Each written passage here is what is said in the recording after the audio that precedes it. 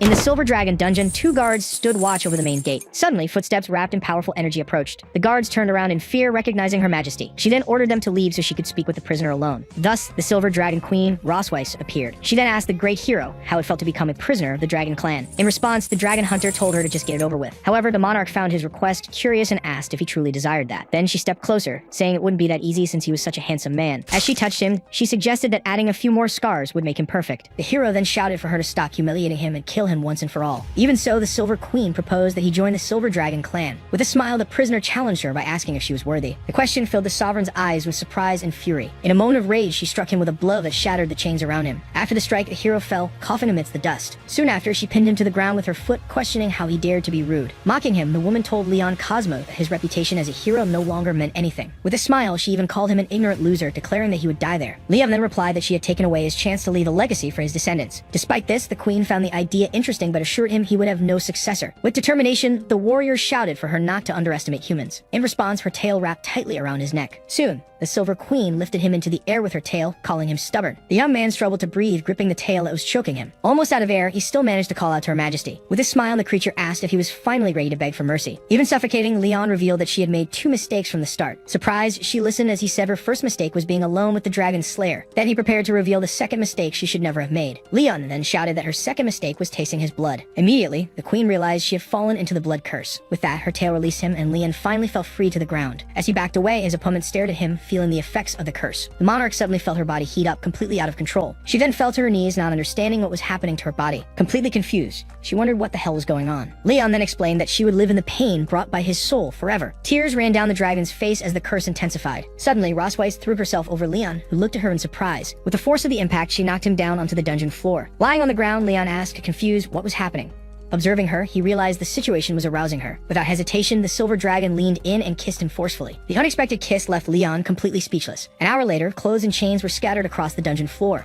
Soon, the creature awoke, the effects of the curse still visible in her eyes. As she sat up, she looked around, confused, trying to understand what had happened. Furiously, she turned abruptly toward Leon, unable to believe the situation. Then she screamed, asking what he had done to her. Leon then explained that the blood curse creates a soul connection and that when he dies, you'll feel endless pain. The sovereign called it absurd, questioning what had happened if the effect was only supposed to occur after his death. With that, the prisoner admitted that what happened was an accident as he hadn't expected that side effect. Immediately, she shouted furiously for him to shut up. Even so, Leon asked with a smile if dragons didn't follow the rule of monogamy. He then revealed that she could no longer have another mate or descendants, as the spell had exceeded his expectations. Then he teased her by reminding her that, just like him, she now would have no successor either. Filled with rage, the queen called him a bastard as energy crackled around her. Calmly, he asked if she wanted to kill him, stating that she didn't need to because he would die soon anyway. Finally, Leon declared that his curse was for her to live with hatred and pain forever. The dragoness remained silent, dressing herself while processing the situation. Then she asked how a human could take revenge in such a despicable way and still want to die. With her hand glowing with power, she called him a scoundrel, incredulous at his attitude. Then she struck him with magical energy directly in his chest. Leon Cosmo was once a legendary dragon-slaying hero. At just 5 years old, he killed a fierce dog and became the apprentice of a passing dragon slayer. At 10, he entered the Imperial Academy, graduating as the youngest and highest-ranked student in history.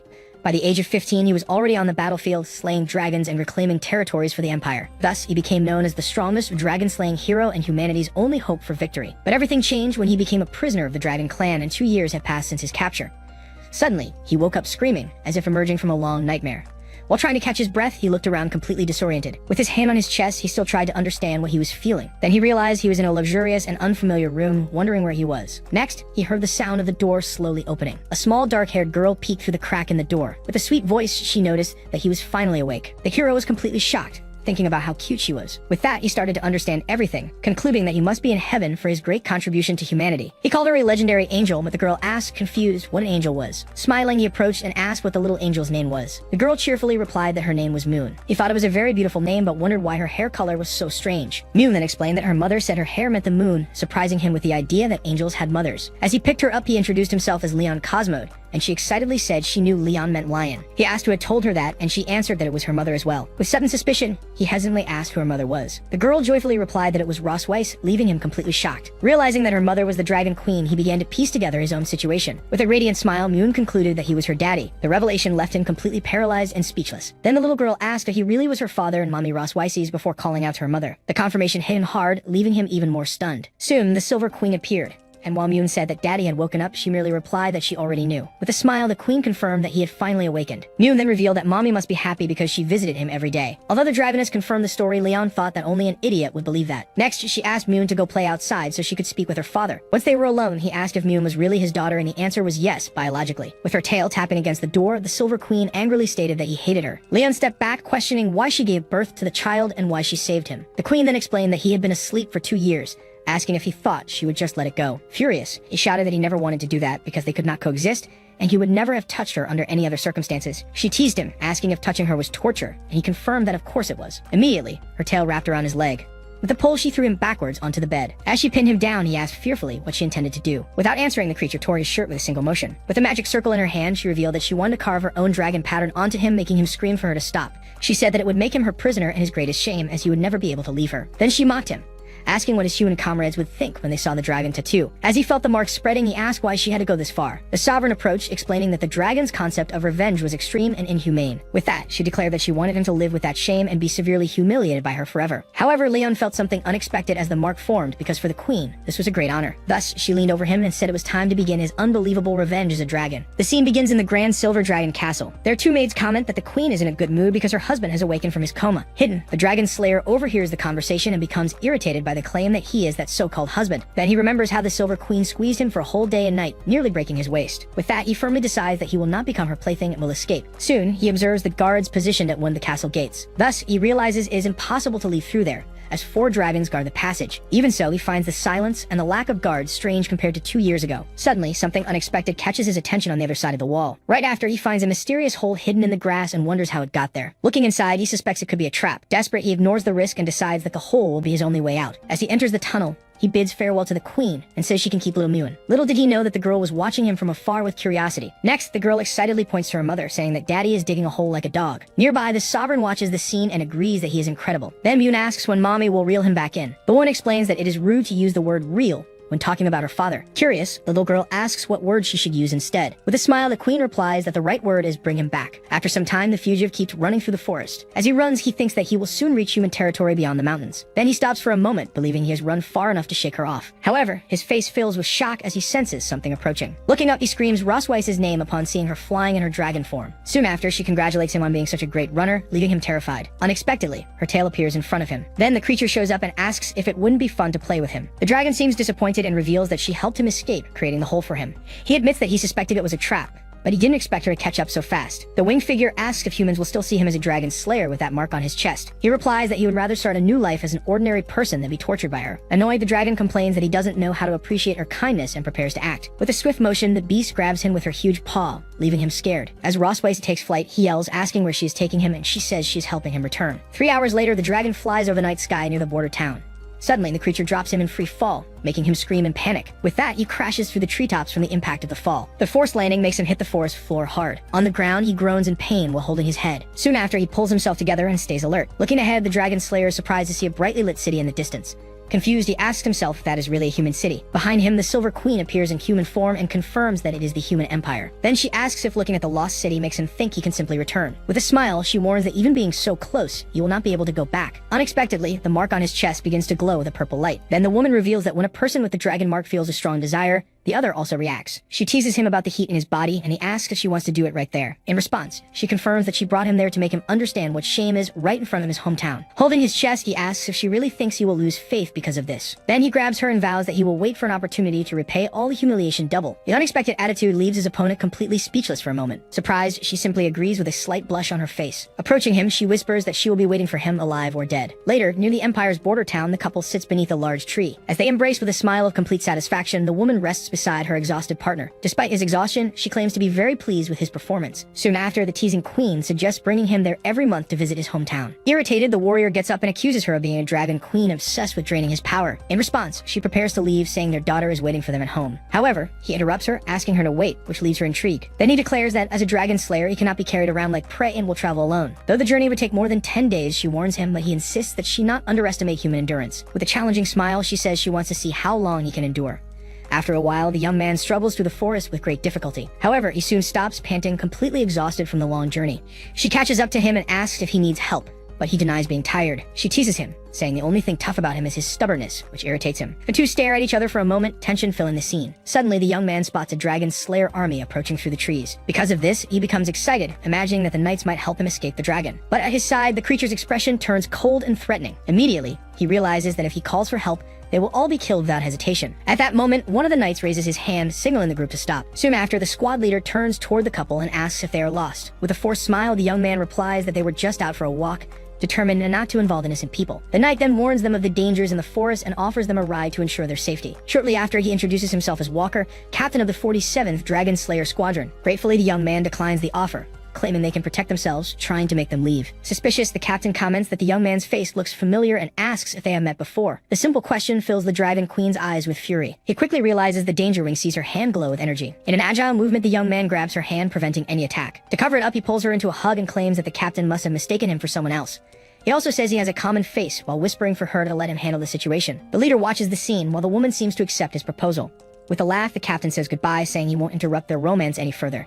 As soon as the troops leave, they both watch the wagon disappear down the dark road. With an angry look, the dragon asks if she has been hugged enough. Then she pushes him hard, making him step back. Despite this, she admits that the young man was smart not to ask for help, but warns him about something important. She scolds him, demanding that he know his place, and makes it clear that she never considered being his wife. Soon after, she warns that the road is long and begins to walk. Suddenly, he feels a sharp pain and grabs his own arm. With blurred vision, he tries to approach her, even as she walks away. Soon after, his body gives out, and he collapses in the middle of the forest. Seeing him fallen, the woman asks, surprised, if he really lost consciousness. With disdain, she calls him a fragile human and releases her powerful aura. After that, she lifts him from the ground to take him back. Transformed into a dragon, she tosses him into the air and gently catches him with her mouth. Then he rests unconscious on her back as they fly across the skies. Flying beneath the starry sky, she decides to interpret his collapse as a plea for mercy. At dawn, the scene returns to the majestic silver dragon castle. Inside the castle, the warrior finally awakens in a comfortable bed. At his side, little Moon excitedly celebrates seeing her daddy awake. Confused, he asks how he ended up back there, and the girl replies that mommy brought him back. With that, he remembers being captured by the queen, feeling like prey. Next, his attention turns to a bandage on his injured hand. Proudly, the little girl reveals that she was the one who bandaged it for daddy. As he watches her,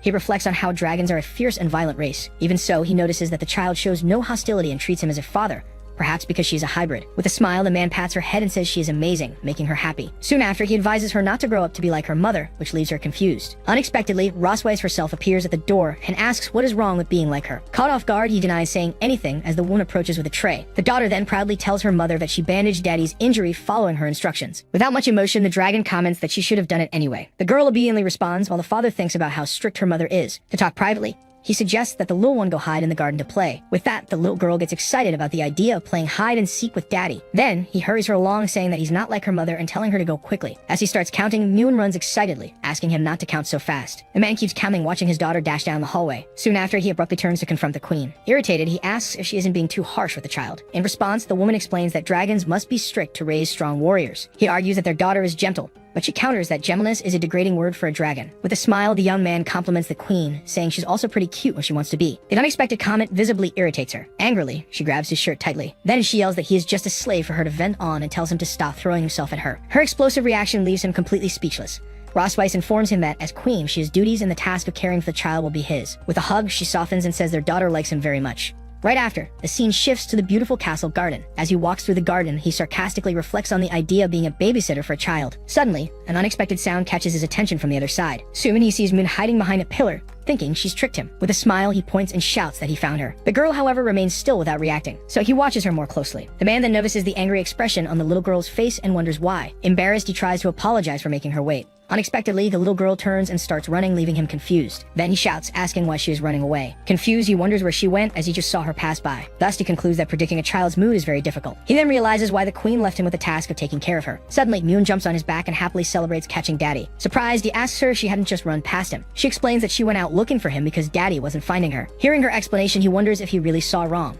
At that moment, Moon calls him to show something and he follows her, still confused. From afar, another little girl just watches the scene silently. Moments later, the water from the fountain gently trickled down the garden wall. Meanwhile, Moon hums softly as she focused on her drawing. Behind her, her father watched with a calm smile on his face. He thought that having a daughter wasn't so bad and felt his soul being healed. Then he promised himself that he would help her escape from the Dragon Queen. Suddenly, the girl ran up to him, showing him the family portrait she had drawn. Looking at the drawing, the man was confused to see two children in it. So he asked about the second figure, and she answered that it was her sister. Completely shocked, he heard the revelation that Moon had a sister sister. In his mind, he realized that he hadn't hit just one target, but two with a single shot. With that, he remembered the girl he had seen in the garden and understood the reason for her anger. But the little one explained that her sister wasn't angry. She was just shy when she saw him. He reflected that it was normal for them not to be familiar since they had just met. Thus, he concluded that it was that woman's fault and decided he needed to confront her. Far away in the study, the queen was working at her desk. She then raised her gaze from her reading with a serious expression. At that moment, the man burst into the room, calling her name loudly. Unfazed, she calmly asked where Moon was. He replied that their daughter was playing with her sister and questioned when she would tell him that he had another daughter. With a slight smile, the dragon asked if he hadn't figured that out already. Right after, he thanked her for giving him 2 daughters, saying she had certainly worked hard. Then he promised to write her name on the family tree, which visibly irritated her. The queen then asked if he knew why she hadn't told him about the other daughter. He accused her of being jealous of his relationship with Moon and of hiding Noah on purpose. Surprised, the woman asked if he was really that eager to meet her. The warrior replied that he wanted to build a good relationship with his daughters, unlike the cold mother she was. With a challenging smile, the sovereign merely warned him not to regret it later. Later, sunlight streamed through the kitchen windows. Then he appeared holding a knife with a determined smile on his face. While chopping vegetables, he decided to win over his shy daughter with a delicious meal and make the queen regret it. He remembered making that stew often in the battalion as its sweet flavor was good for children. After tasting it, he proudly confirmed that his cooking skills hadn't gotten rusty. At that moment, he imagined that Noah would love the food, and he felt confident that the taste would win her over. Outside, 2 maids watched the kitchen scene with curiosity. They commented that the prince was a good dragon for cooking for his family even after recovering from illness. Suddenly, both were surprised to see Rosweiss arriving with the 2 daughters. The queen then dismissed the maids from dinner,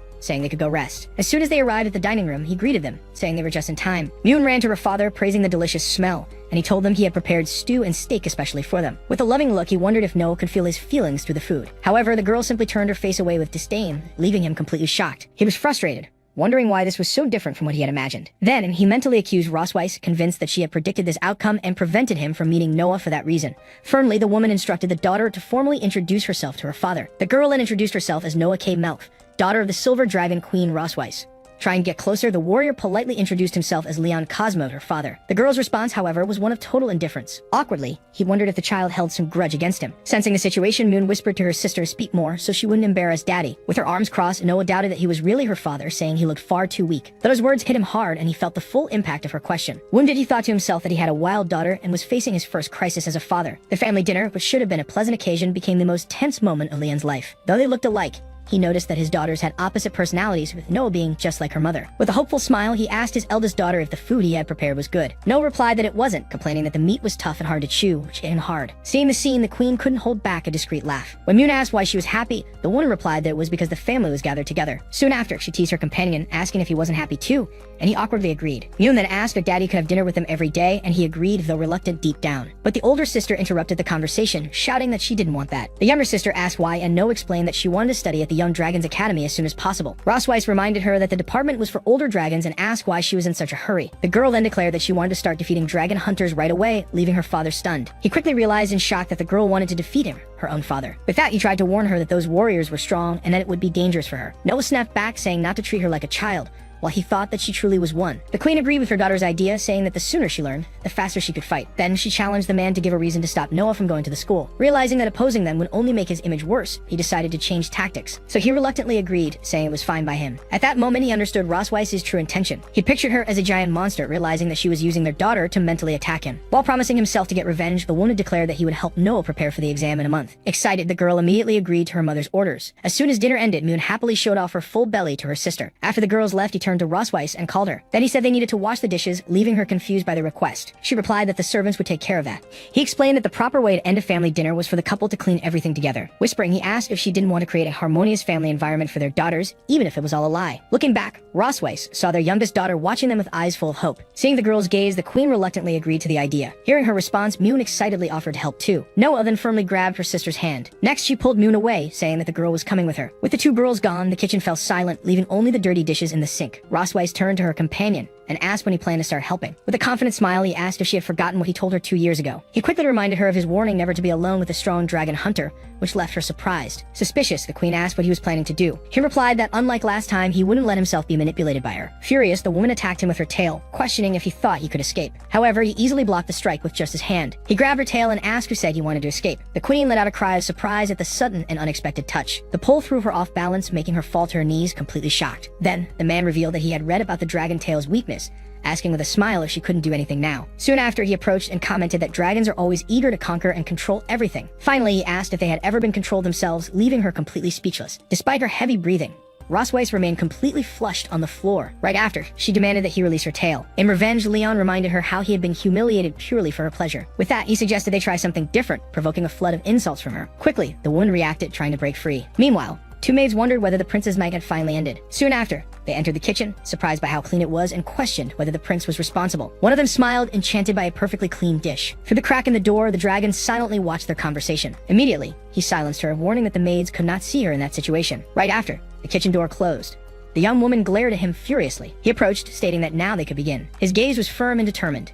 At that moment, her eyes seemed helpless. 3 days later, in the kingdom's vast castle. Curious, Moon asked if their father was dead from sleeping so much, but No decided to investigate immediately. A small kick landed on the sleeping man's face, making him feel the pain of the blow. Thus, No confirmed that he was alive, leaving him shocked at how he was being treated. As soon as he opened his eyes, he saw the younger girl startled when she realized he was awake. Immediately, the little one ran off to tell Rossweiss, while the man tried to understand when exactly he had passed out. The woman simply asked if he really needed to be reminded of what had happened. With that, Leon recalled that he had been knocked out with a single punch that night. Sitting on the bed, he reflected that any ordinary person would have died from such cruelty. Even so, he admitted that she was very beautiful and didn't look her age. The girls then asked what was wrong, but No said he was only staring at their mother. Discreetly, Rossweiss knocked over a flower ornament on the vanity with her hand. The sudden movement made the warrior turn toward her. Then he picked up the delicate accessory. With a calm gesture, he placed the ornament in her hair, saying that it suited her very well. She then asked him how many women had heard that same line. The dragon replied that when he was a boy, he only knew how to take care of his uncle's donkey. Curious, Moon asked her father what a donkey was. He then described it as an animal with big ears that complains a lot, just like their mother. The comparison made the woman glare at him furiously. Soon after, she struck him with a strong punch to the stomach. The daughters asked if their father was okay, and he replied yes, still in pain. The matriarch then announced that he would teach the girls how to write, making him complain for not being consulted first. Moon celebrated the news, while No declared she could do it by herself. Soon after, both ran off to the library to find a pencil, and No chose the color purple. Alone with the dragon, Rossweiss informed him that her sister would be visiting and could not see the daughters. He then asked why, wondering if her family didn't want to meet them. With that, the woman explained that he was now Leon Cosmo, a dragon who had awakened after 2 years. Finally, she ordered him to memorize the surname in case he encountered her sister. He simply confirmed that he understood Her Majesty's orders. As he watched her leave, he wondered whether the queen truly believed he would obey her. On the contrary, he decided that he would make her suffer the greatest humiliation in front of her sister. In the study room of the Silver Dragon Temple, the lesson was beginning. Leon then demonstrated to his daughters how they should write, asking them to pay close attention. Right after, he showed them the written names and asked them to memorize the writing before practicing. However, No complained that his handwriting was ugly, claiming that their mother's was much prettier. Moon asked what he would do, and the dragon replied that he needed to return something to their mother. As he left, he warned that he would come back to check their work, making Noah wonder if he was an idiot. Her sister commented that he seemed happy, but the little silver-haired girl denied it, admitting that at least he wrote quickly. Even so, she couldn't hide a slight blush on her face. Meanwhile, at the city gate of the Silver Dragon Temple, an important visitor was arriving. The newcomer was Isabel Melqui, Queen of the Red Dragons. Right after, she hugged Rossweiss, happy to see her sister again after so long. The visitor commented that it had been a year since they last met and said that the other looked healthier. With that, she asked why her husband wasn't there since she had heard that he had awakened. Rossweiss lied, saying that he wasn't feeling well, and the queen expressed regret at not being able to meet the dragon who had won her sister's heart. Finally, she teased that they must get along well to have had children so quickly. Her sister denied having any feelings for him, claiming that the marriage meant nothing.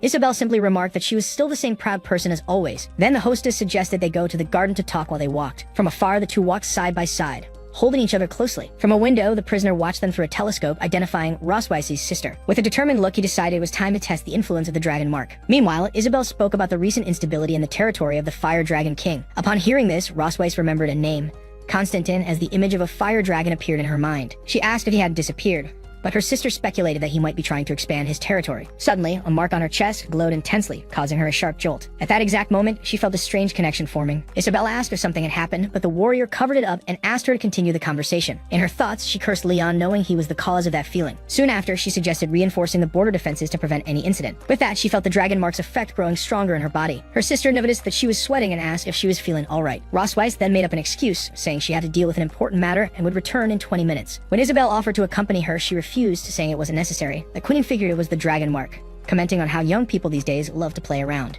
Meanwhile, Leon relaxed in his chair, wondering how long Rossweiss could endure. Soon after, she burst into the room, shouting his name, leaving him surprised at how quickly she had returned. She grabbed him and asked if he had made the mark resonate on purpose to embarrass her in front of her sister. The man pretended to be innocent, asking if it was his fault for missing her. His words left her completely speechless. The sudden comment left her startled and deeply blushing. Leon realized the effect was good because at least he had managed to land a blow on her. Rossweiss scolded him, telling a prisoner not to be shameless and to keep his thoughts to himself. In her mind, she admitted she had been fooled by his words when she was planning to beat him up. She then warned him that he was spared this time, but the dragon merely teased her by making a face. Reflecting, he realized that with just one sentence, he left the woman speechless, proving the power of the dragon mark. However, he wondered why his heart pounded harder every time he thought about her. Immediately, he scolded himself, telling himself to stop thinking about such horrible things. Then he remembered that the girls were waiting for him while Moon wondered why he wasn't coming back. At the gates of the city of the Silver Dragon Temple, Rosweiss's sister says her farewell. With a wave, she announces that she is already leaving.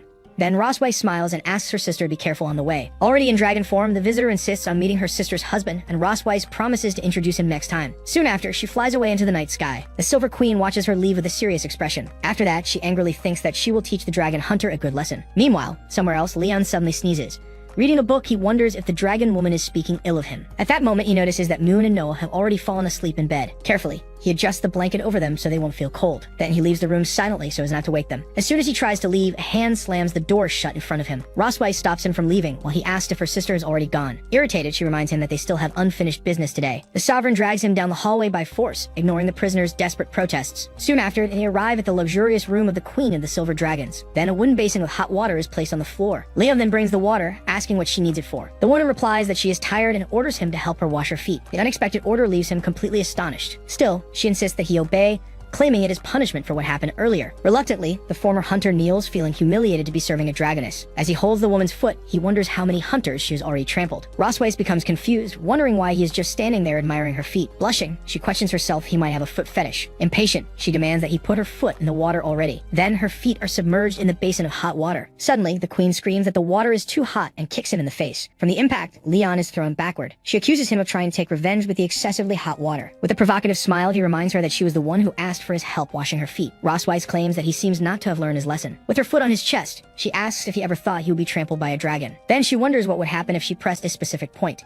The strong pressure makes him grimace in pain and discomfort. Leon asks her to stop, while feeling a strange mix of shame and pleasure. With that, the dragoness challenges him, wanting to see how long he can endure it. Even so, he decides that he will not surrender to that woman's tyranny. With a swift movement, he firmly grabs her foot. Leon then comments that he has eaten many kinds of legs, but never a dragon's. The threat leaves Rosweiss shocked, unsure of what he will do next. Soon after, he bites her leg, declaring that he would eat raw dragon claws. A furious scream echoes through the castle, with the queen promising to kill Leon Cosmode. The next day, Moon wakes up still sleepy in bed. Curious, she asks her mother why she is limping, but Rosweiss only replies that it is nothing. Soon after, she asks Leon about the bandage on his face, hearing the same evasive answer. The girl's expression becomes confused at their replies. With that, she cheerfully concludes that it was a fun game and also wants to take part. In the garden surrounding the Silver Dragon's castle, Leon and Rosweiss walk in silence. Ahead, the woman walks with an irritated expression while he follows closely behind. From a distance, two maids observe them, thinking the scene resembles a romantic date. However, one of them finds it strange that the queen and the prince do not seem close. Rosweiss continues her walk without saying a word. The man also seems uncomfortable with the situation. With that, he breaks the silence and questions her about the reason for this walk. Moments earlier, he had refused to go out for a walk with her. The dragoness then explained that they needed to maintain the facade of a harmonious family for the people.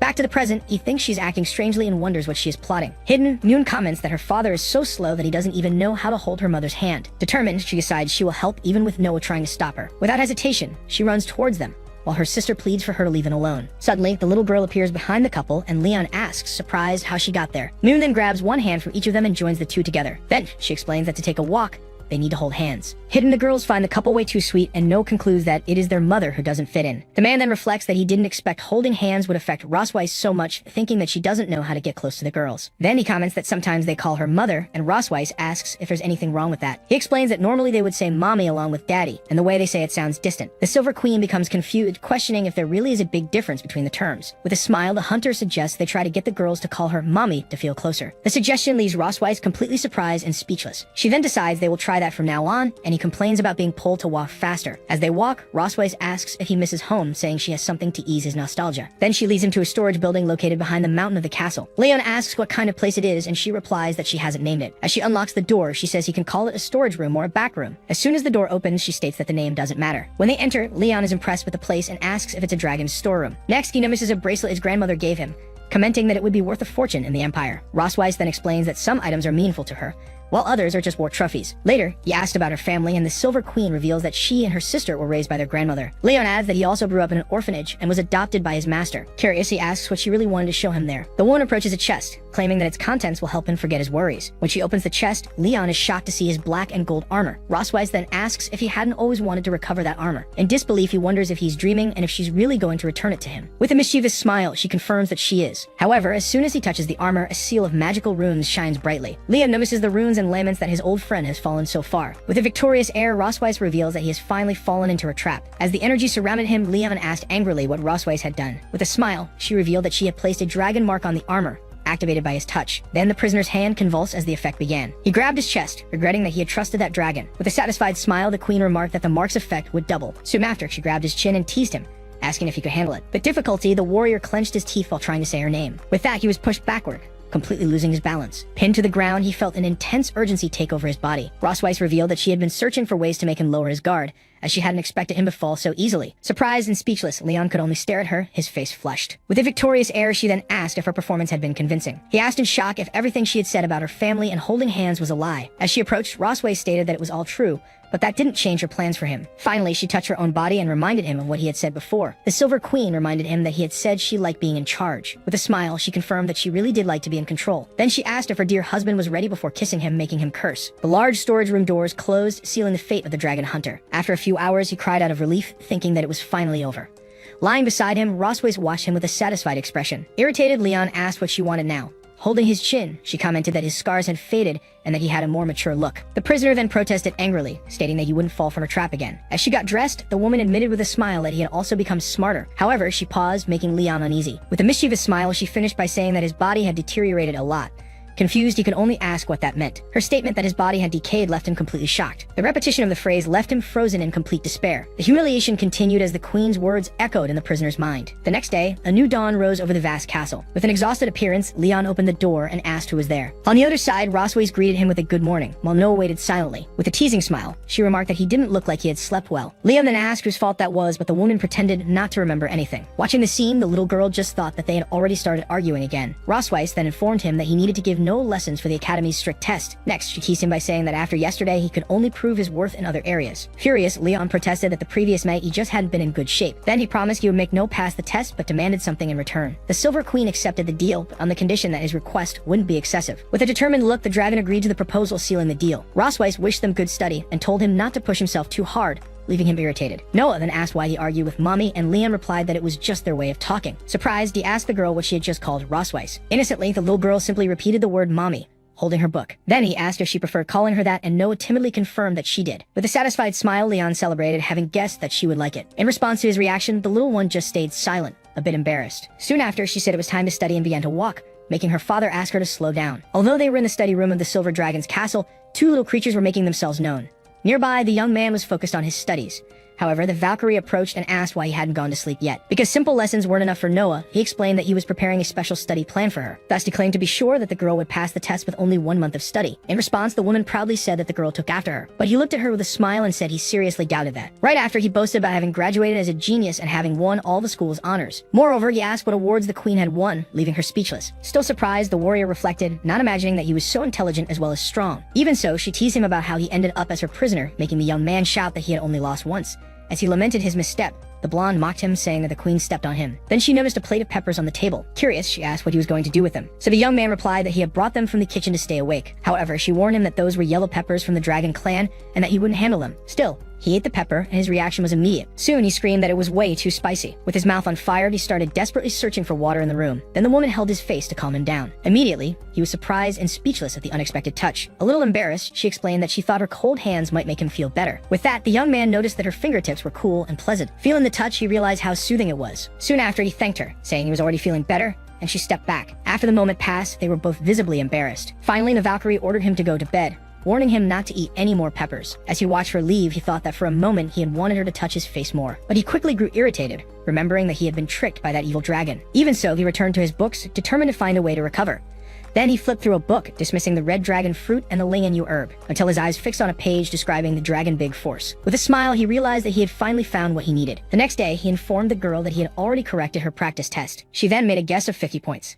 With a smile, he showed her the result, 62 points, a little above what she expected. Despite this, the little one clenched her fists, visibly dissatisfied, for the young man understood that she had high expectations for herself. Still thinking, he noticed that unlike Myun, this girl had chosen to study instead of playing. To encourage her, he patted her head and said that 62 points was a very good result. In this way, she thanked him and said that now they should focus on the wrong answers. Soon after, he had a coughing fit, so he apologized and explained that his throat was irritated because of the peppers from yesterday. Meanwhile, the blonde showed up to see Noah and told her that her father had worked all night. Thus, she revealed that to stay awake, he had eaten super spicy yellow peppers. Then the girl surprised him by holding holding out a small container and telling him to take it. Surprised, he asked if it was for him, and the young girl confirmed, explaining that it was his wife who had sent it. With a smile, he asked her to thank her mother for him, wondering how that woman could be so kind. Then he cheerfully suggested that they continue studying, bringing father and daughter closer together. Sometime later, in the kitchen of the Silver Dragon's castle, everything was prepared. Soon, two maids entered with all the requested ingredients, and the young man told them to leave them there. Meanwhile, he thought to himself that he had asked for irrelevant items so they wouldn't guess his plan. Furthermore, he reflected that despite using common ingredients, the success rate of the potion was very low. First, he began the process by grinding and mixing all the necessary components. Then he added them in order into a pot to cook. Hours later, he was frustrated to realize that he had failed once again. He still regretted having followed the book's methods several times, always failing at the purification step. The separation method described using high heat could easily nullify the medicine. Therefore, he concluded that he needed a more effective way to separate the medicinal residues. At that moment, a lightning bolt cut through the sky outside. Sitting in a chair, he looked out the window and remarked that it was going to rain soon. However, when he looked again at the flash of light, he had a sudden idea. He remembered his alchemy teacher saying that electrolysis sometimes succeeded where fire failed. Excited, he decided to try distilling using his magic, but questioned its efficiency given his still limited power. Even so, he claimed to have enough control to use his magic precisely. Half an hour later, he held a small pill and celebrated his success. With a satisfied smile, he concluded that preparing dragon medicine was simple. Suddenly, his daughter appeared and asked what Daddy was doing. Immediately, he froze for a moment, surprised by her presence. Startled, he shouted her name when he noticed her. He tried to cover it up, but the little girl asked if Daddy was hiding candy. Quickly, he explained that it was medicine for her mother,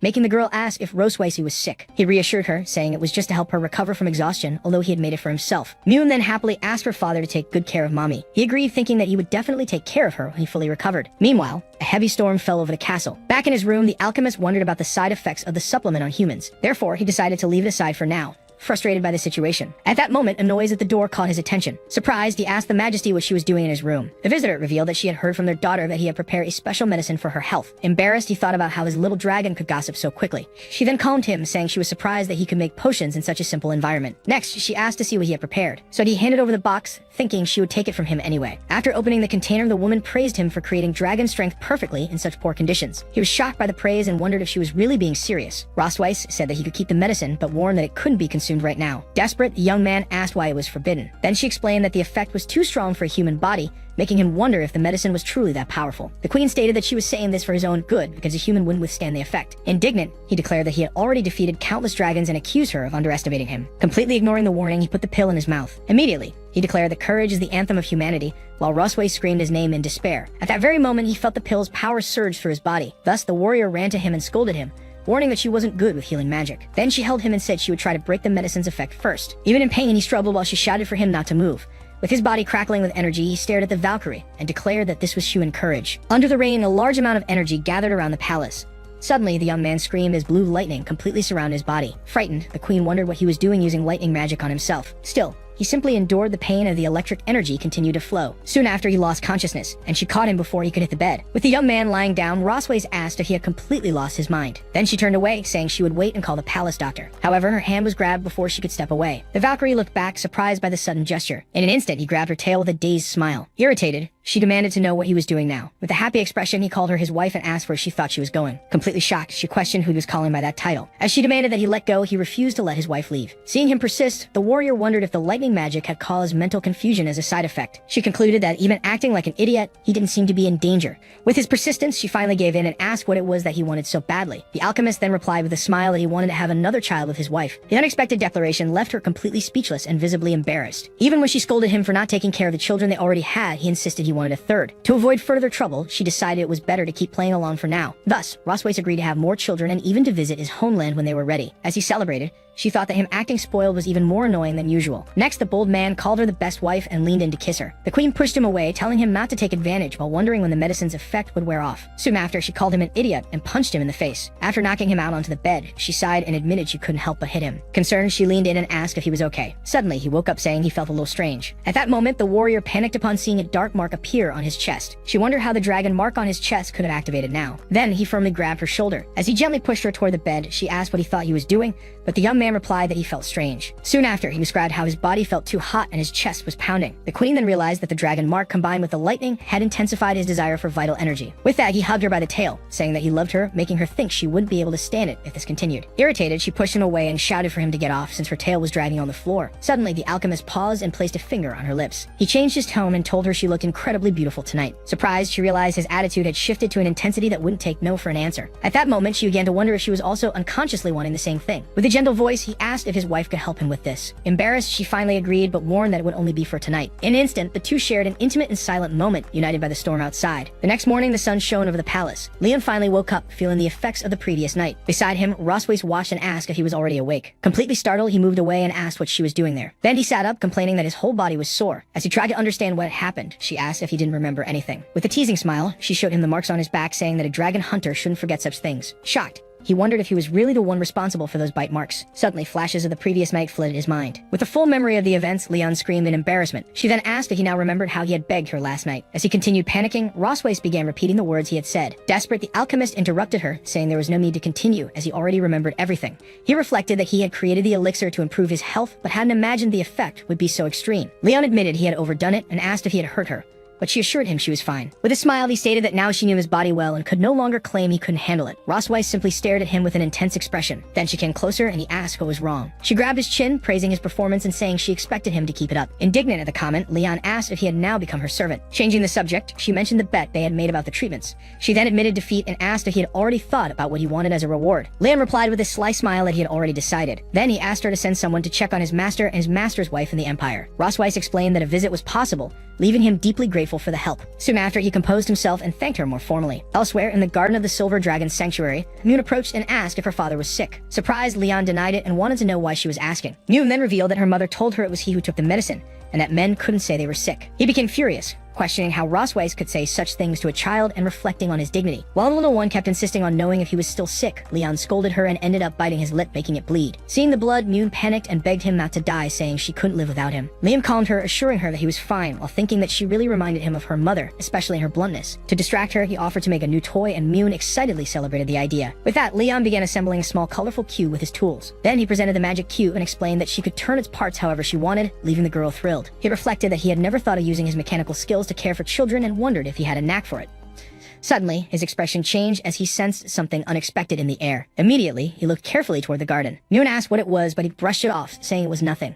In his thoughts, he remembered feeling for a moment the gaze of a dragon coming from the direction where Noah usually trained. Knowing that she probably wouldn't want to approach, he decided to make a toy for the older girl as well. Later, Noah peeked through the bedroom door while Moon was already asleep. On the table, she found a magic cube with a note from Leon, challenging her to try to solve the puzzle. The girl held the cube, claiming she didn't care about childish toys. Even so, she began to turn the pieces with curiosity. Soon after, Noah hugged the gift with a smile and silently thanked her father. Although St. Heath Academy is a school of nobility with strict standards for dragons, a student's family is an important evaluation criterion. For this reason, to maintain the illusion of a united family, Roswise brings everyone to the floating city. As soon as they arrive at their destination, the woman lands in her majestic dragon form. Then Leon approaches and says he will help Moon get down slowly. While he holds her, the girl asks why he didn't transform into a dragon too. At that moment, he awkwardly thinks that he's great at killing dragons, but not at becoming one. Soon after, Noah suspiciously asks if he really can't do it. Faced with the question, the man is completely speechless. So Roswise explains that his body still hasn't recovered enough to take on dragon form. Moved, Moon asks her father to get better soon, and he promises to try, though he thinks it's impossible. With the moment behind them, the family heads toward the city gates. Enchanted by the sight of so many dragons, the girl gets excited, but her sister tells her not to walk so fast. At that moment, Leon starts to visibly tremble. Noticing his reaction, Roswise comments that it's the first time he's seen so many dragons since he woke up. With a teasing smile, she asks if he's afraid. However, he denies it and says that, in fact, he's very excited. His eyes shine as he thinks that the streets are full of prizes and that he's going to get rich. In this way, the woman realizes that she worried for nothing, while he's already calculating his profits. Soon after, the bell of a photo studio door rings. An attendant welcomes them, greeting the Silver Dragon Queen and her family. As they enter, Moon excitedly points to the many dragon photos on the wall. Curious, Leon then asks why Roswise had to come in person, since kings command their own clans. After hearing her explanation, he teases her by saying that her title isn't worth that much. Irritated, the queen kicks him with the tip of her shoe. As he crouches in pain, she says her title is still higher than his. The photographer comments that it's an honor, and Roswise says they were lucky to get an appointment with her. Then the woman asks about Leon's tail, but his companion requests a suit without room for it. She remembers how he once refused to wear tail decorations, claiming it hurt his dignity. Back to the present, the photographer guides them to try on their outfits, and Moon celebrates that she'll wear a pretty dress. Sometime later, the girl and Noah appear in their new dresses. Right after, Leon shows up wearing an elegant white suit. Delighted, Moon immediately praises her father, saying he looks very handsome. The photographer comments that the suit suits him well, and the man recalls that the last time he wore one was at graduation. With a smile, he turns and asks Noah's opinion. Embarrassed, the girl agrees that he looks handsome. He then compliments his daughter's dresses, saying they look adorable too. At that moment, the curtain of the nearby fitting room opens. As soon as Roswise appears in a black dress, Moon exclaims that Mom looks beautiful. Seeing her, Leon is surprised and completely speechless. When she asks what's wrong, he awkwardly replies that the dress suits her. The woman suggests that he would look better with a tail, but the man immediately refuses the idea. Soon the girls call their parents, asking them to come quickly. Faced with this, the photographer announces that it's time for the photo and asks the couple to come closer. Reluctantly, the two move closer for the photograph. The photographer then asks them both to smile and begins the countdown for the picture. Soon, the family photos are revealed, showing all of them posing together. Upon seeing the images, the professional praises the couple, saying they really look like they belong together. Finally, the photographer informed them that the photos would take 6 hours and suggested the family enjoy a stroll through the city. As they left, everyone said goodbye to the photographer at the studio door. While walking down the street, Myun called her sister over to look at a stall. Surprised, Rossweiss commented that she was going shopping with her partner, who explained that it was to relax before Noah's test. Soon, the girls became enchanted with the prizes at a game booth. Suddenly, a nearby noise startled the couple. The booth owner encouraged the children, saying they could hit the target if they kept trying. Observing, Leon noticed there were shooting games at the booth, and Myun excitedly called for him. After seeing Noah lose, he thought that the game was designed so the owner would always make money. Rossweiss then explained that the game was difficult for the girl because it used traces of magical energy. At that moment, the owner offered the couple a chance to play and win a teddy bear for their daughters. Faced with this, the hunter turned and asked the girls if they really wanted the prize. The two vehemently denied it, but he understood that their answer actually meant yes. Without hesitation, he asked for 10 shots from the owner, warning that Rossweiss would be the one paying. Holding the gun, he thanked her and commented that he hadn't held one since Hunter Academy. With a quick shot, he hit the target dead center. Meanwhile, the booth owner thought he had adjusted the gun so that no one could win. To his surprise, all the targets were hit in a perfect sequence. Liam celebrated his own luck, while the man muttered that it was impossible. Myun shouted that her dad was amazing, and his companion admitted that he wasn't half bad. The owner then handed over the prize to the winner, who thanked him with a victorious smile. Then, he gave the teddy bears to his daughters, who thanked him excitedly. Rossweiss watched the scene and thought that when he truly dedicated himself, he had a certain charm. Soon, the young man noticed her gaze and wondered why she was staring at him. Nearby, a little girl asked her mother for a teddy bear too. Shortly after, Rossweiss found herself holding a giant teddy bear in surprise. Seeing the scene, Leon laughed at the vendor's frustration and, excited, asked the boss for 10 more shots. Despite a warning not to waste time, he replied that he was there to have fun with his daughters. The hunter asked if she didn't like it, and the woman replied that she didn't want one, but he insisted that he couldn't leave her empty-handed. Even though she thought the bears were useless, she admitted to herself that they were cute. Holding a teddy bear, Rossweiss asked him to come to her room after dinner. With the unexpected invitation, Leon was completely shocked. Later, the castle lit up, setting the stage for the encounter. As he walked down the corridor, he concluded that he had been summoned for an intimate moment. Even so, he pondered that if he went, he would suffer for a night, but if he didn't, the suffering would last all week. Determined, he decided to face her and ran toward the bedroom door. To his surprise, he noticed the door was unlocked. Cautiously, he entered the room and called for Rossweissi. Upon hearing the sound of water coming from the bathroom, he deduced that she was taking a bath. Looking at the door, he noticed her silhouette through the glass.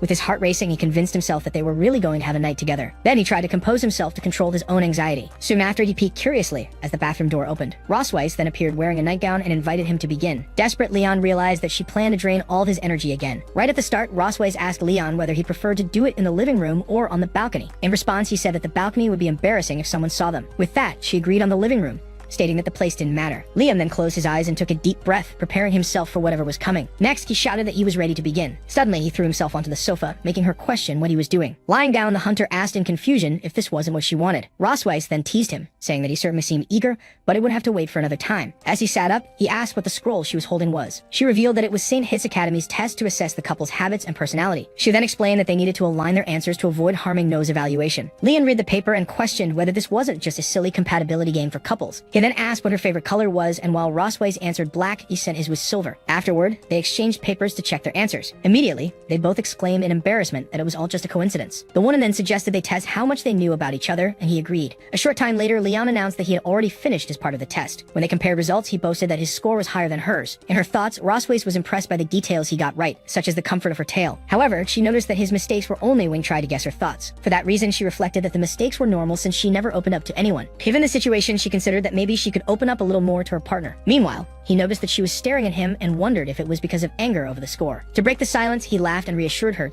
saying it was hard to get a high score with so little time spent together. Right after, he stated that for Noah's sake, they needed to try to understand each other a bit more. Upon hearing this, Rossweiss was completely flustered. Next, she hit him and told him to stop stalling and write down the correct answers already. Then they argued about the answer to the disappointment question, with her expecting him to use his dragon strength another time. A week later, Leon celebrated their new average while Rossweiss slept in his lap. Satisfied with the result, he then said goodbye so he could leave. As he stood up, she grabbed his clothes and asked him to wait. Then she invited him to take a bath in her bathtub before leaving. Liam then asked, surprised, if she really wanted him to bathe in her room. Without giving him time to think, Rossweiss pushed him toward the bathroom, telling him to go already. In the bathroom, he wondered why she was so insistent and whether she was planning something. However, he concluded that she was probably just tense because of the test.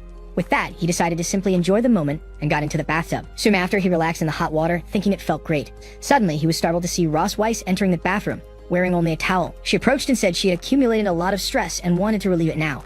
Upon hearing that, he thought to himself and he already knew this was going to happen. Soon, he shouted for her to find another way to relieve her tension and not dump it on him. With a smile, Rosweiss replied that transferring the stress onto him was the only way to relax. As she entered the bathtub, she teased him, asking if he hadn't come there with the same thought. Faced with the question, Leon had nothing to say and admitted that he had no arguments. Finally, she warned him that he wouldn't escape and should surrender to his fate. At last, the day of the entrance exam at St. Hist Academy arrived. Upon arriving, Leon was impressed by the grandeur of the place. Standing at the entrance, he and Rosweiss grew serious for a moment. Then the hunter quietly teased her about the stress therapy from the night before. Irritated, his companion cursed him softly, but he just laughed and called her to go inside. Once inside, they both observed the crests of the great families. Soon, a receptionist called for No Cosma Melkway from the Silver Dragon tribe. The woman was surprised when she checked her clipboard and confirmed that the girl was only 1 year and 3 months old. Faced with this, Leon asked if there was a problem, but the receptionist said she was just a little surprised. She explained that although the minimum age was 1 year, most dragon hatchlings enter between 4 and 6 years old. Rosweiss then stepped in, stating that their daughter was smart and that they respected her decision. With that, the staff member directed them to the family evaluation on the 4th floor, while Noah went on to take her test. They arrived at the meeting room located on the indicated floor. There, the couple sat on a sofa to wait with 3 other people. In a low voice, Rosweiss asked if he thought the others would be easy to deal with. Leon whispered back that they looked easy to defeat and that his former self would beat them in 50 moves. As the others noticed their presence, he whispered angrily that he would go after them all if they failed Noah. Then, a man introduced himself as Vice Principal Walter Wilson,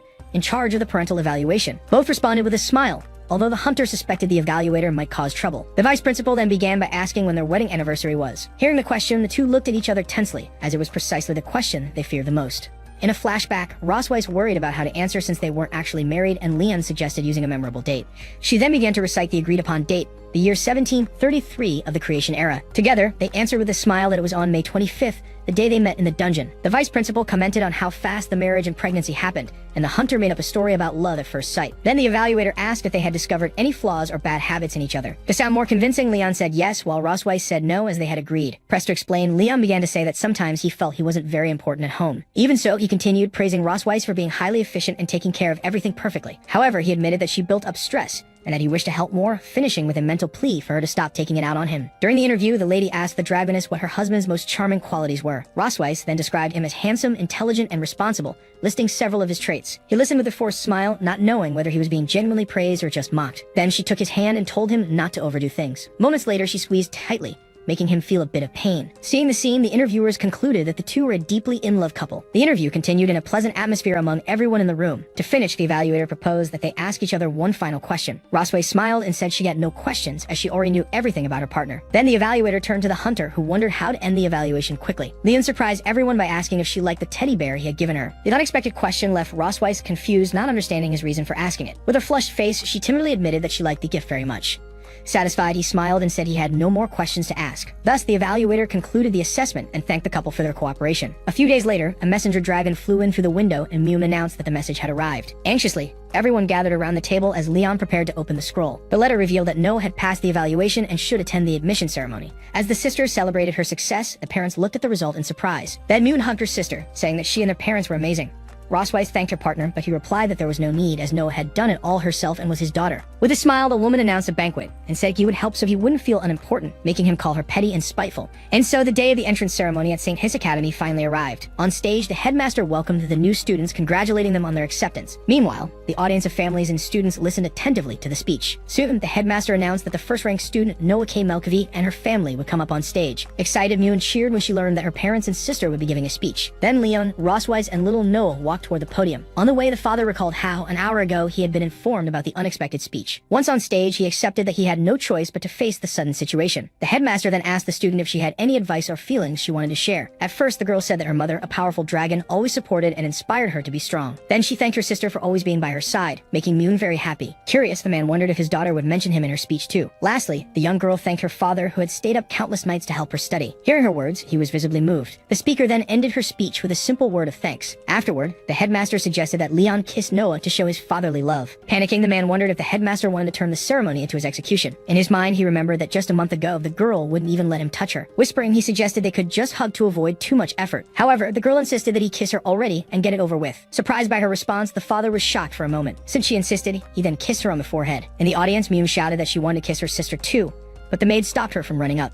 Beside them, Rosweiss was relieved that the suggestion hadn't been directed at her. With that, the headmaster praised the Melkavi family for showing what a true family relationship looked like. Right after, he asked how Leon could forget his wife after kissing his daughter. Irritated, the man thought that the headmaster had crossed the line, wishing he had confronted him during the evaluation. But looking at Noah, he concluded that he couldn't be shaken by something so small on such an important day. Then Leon turned to Rosweiss with a smile and reminded her that they were the most harmonious family. His wife whispered back, incredulous, but he replied that he had no choice with the girls watching them. Rosweiss wondered how her husband could stay so calm, since she herself was extremely nervous about getting close. Putting her embarrassment aside, she decided to just kiss him once and for all. But he simply gave her a quick kiss on the cheek and immediately stepped back. The unexpected gesture left her completely surprised and speechless. As she touched her face, she kept processing what had just happened. Liam turned to the audience and thanked them, even as the crowd asked for another kiss. Whispering to Rosweiss, he admitted that now he felt relieved. The woman realized she had been used and angrily thought she would make him pay if they weren't in public. The headmaster then thanked the family and dismissed them so they could rest. Outside, everyone said their goodbyes, and Rosweiss told her daughter that she would pick her up on the weekend. In a hug, Mune asked her sister not to forget about her, and Noah reassured her. Leon advised her to eat, study, and take care of herself,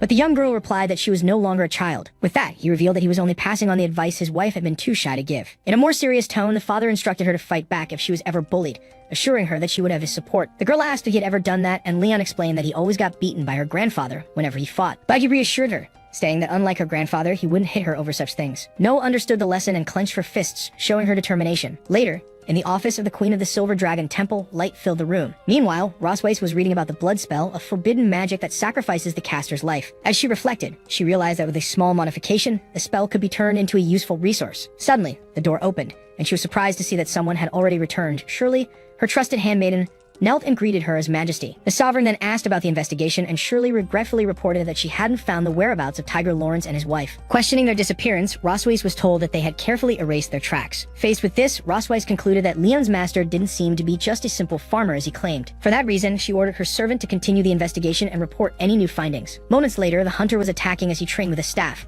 He encouraged little Mu to strike downward with all her strength. The girl then unleashed several movements at once, leaving her father surprised. From a distance, Rosweiss watched the two of them training. As soon as the girl saw her mother, she called out joyfully. The man then asked if she had finished patrolling, and the answer was yes. Next, Rosweiss asked if her daughter had behaved well with her father, and the child confirmed that she had been very obedient. Soon after, she announced that they would have steak for dinner and told the girl to change her clothes first. Noon was very excited because she loved steak. Quickly, the maid took her away, while the little one left singing happily about dinner. After the child left, the queen turned to speak with her husband. Suddenly, he pointed the branch he had been using for training at her face. She then asked if he had finally decided to attack her, reminding him that would be treason. Leon replied that it was just a branch and questioned whether she seriously called that a weapon. Even so, the woman countered that in his hands as the strongest hunter, even a branch would be a deadly weapon. The man simply turned his face and sighed in response. Soon after, he asked her to give him a proper compliment without sarcasm, but her response was a flat refusal. Admitting his intention, he said he just wanted to scare her, while Rosweiss doubted that a branch could hurt her in her current state. At another moment, she mentioned that Noel had written a letter saying everything was fine at the academy. Liam thought that wasn't much, but his companion explained that it was rare for their daughter to write to reassure them. With that, he agreed and commented that in that way the girl was very much like her mother. Rosweiss gave him a serious look, about to say something. Then she commented that despite his serious face, he was kind and that their daughter admired him greatly for his strength. She explained that in the girl's mind, he was like an exemplary student she needed to surpass at the academy. Leon smiled with relief, as until then,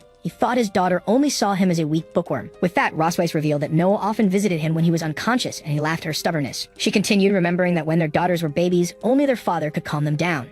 The memory showed Leon sleeping peacefully with the two little ones by his side. Even so, he admitted that the idea of blood ties still felt somewhat distant to him. Soon after, he recalled his childhood as an orphan, never understanding what a family truly was. At age 5, his master and the master's wife adopted him, treating him like a son. For the first time, he had the idea of a home, though sometimes he felt a void when he saw their families. At that time, he believed everything would be perfect if his masters were his real parents. His master then comforted him, saying that in the future, he would become a father too. She explained that there would be people for him to love and protect, a family united by bonds of blood. With that memory, Leon reinforced his resolve, understanding that they were his most precious family. Rosweiss pulled him from his thoughts, saying it was time to go home. He thanked her for the information and suggested they move on. Then the woman moved her foot toward her shoe on the floor. Seeing his hesitation, she asked him to help her put on her shoes as a form of gratitude. Leon was completely confused by such an unexpected request. Despite Rosweiss's insistence, Leon refused to help her put on her shoes. He complained that washing her feet had already been humiliating enough, and he didn't intend to lose his dignity further.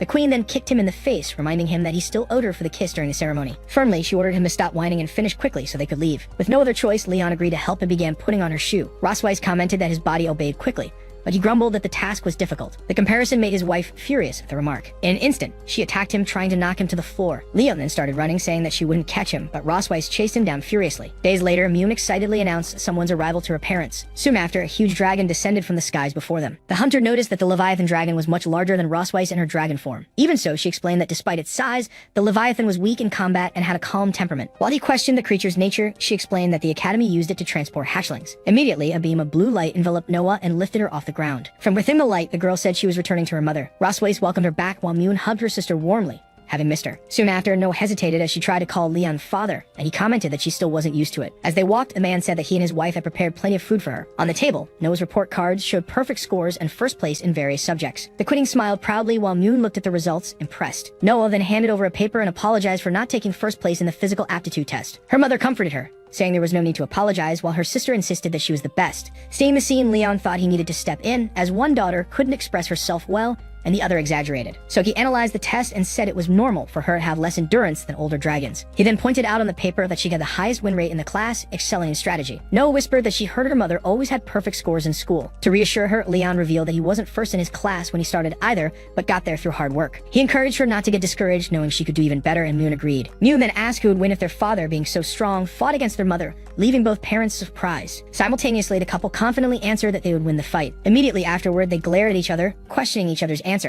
Leon bragged that no one could beat him in combat training, clearly claiming to be the strongest. With disdain, Roswace stated that she would defeat him no matter what, even if he had won more awards. The hunter teased that she married him because she lost to him, but his wife retorted that it was the other way around, and that's why they had children. With that, he challenged her to settle the dispute outside, something he had wanted for a long time. As Moon asked if they were going to fight, Noah decided that they should follow and watch them. Soon after, the couple stretched in preparation for battle while the daughters watched, seated nearby. Moon expressed her curiosity about who would win, and her sister explained that watching veterans train improved their skills. Roswace then teased her husband, questioning if his body had recovered enough for a fight.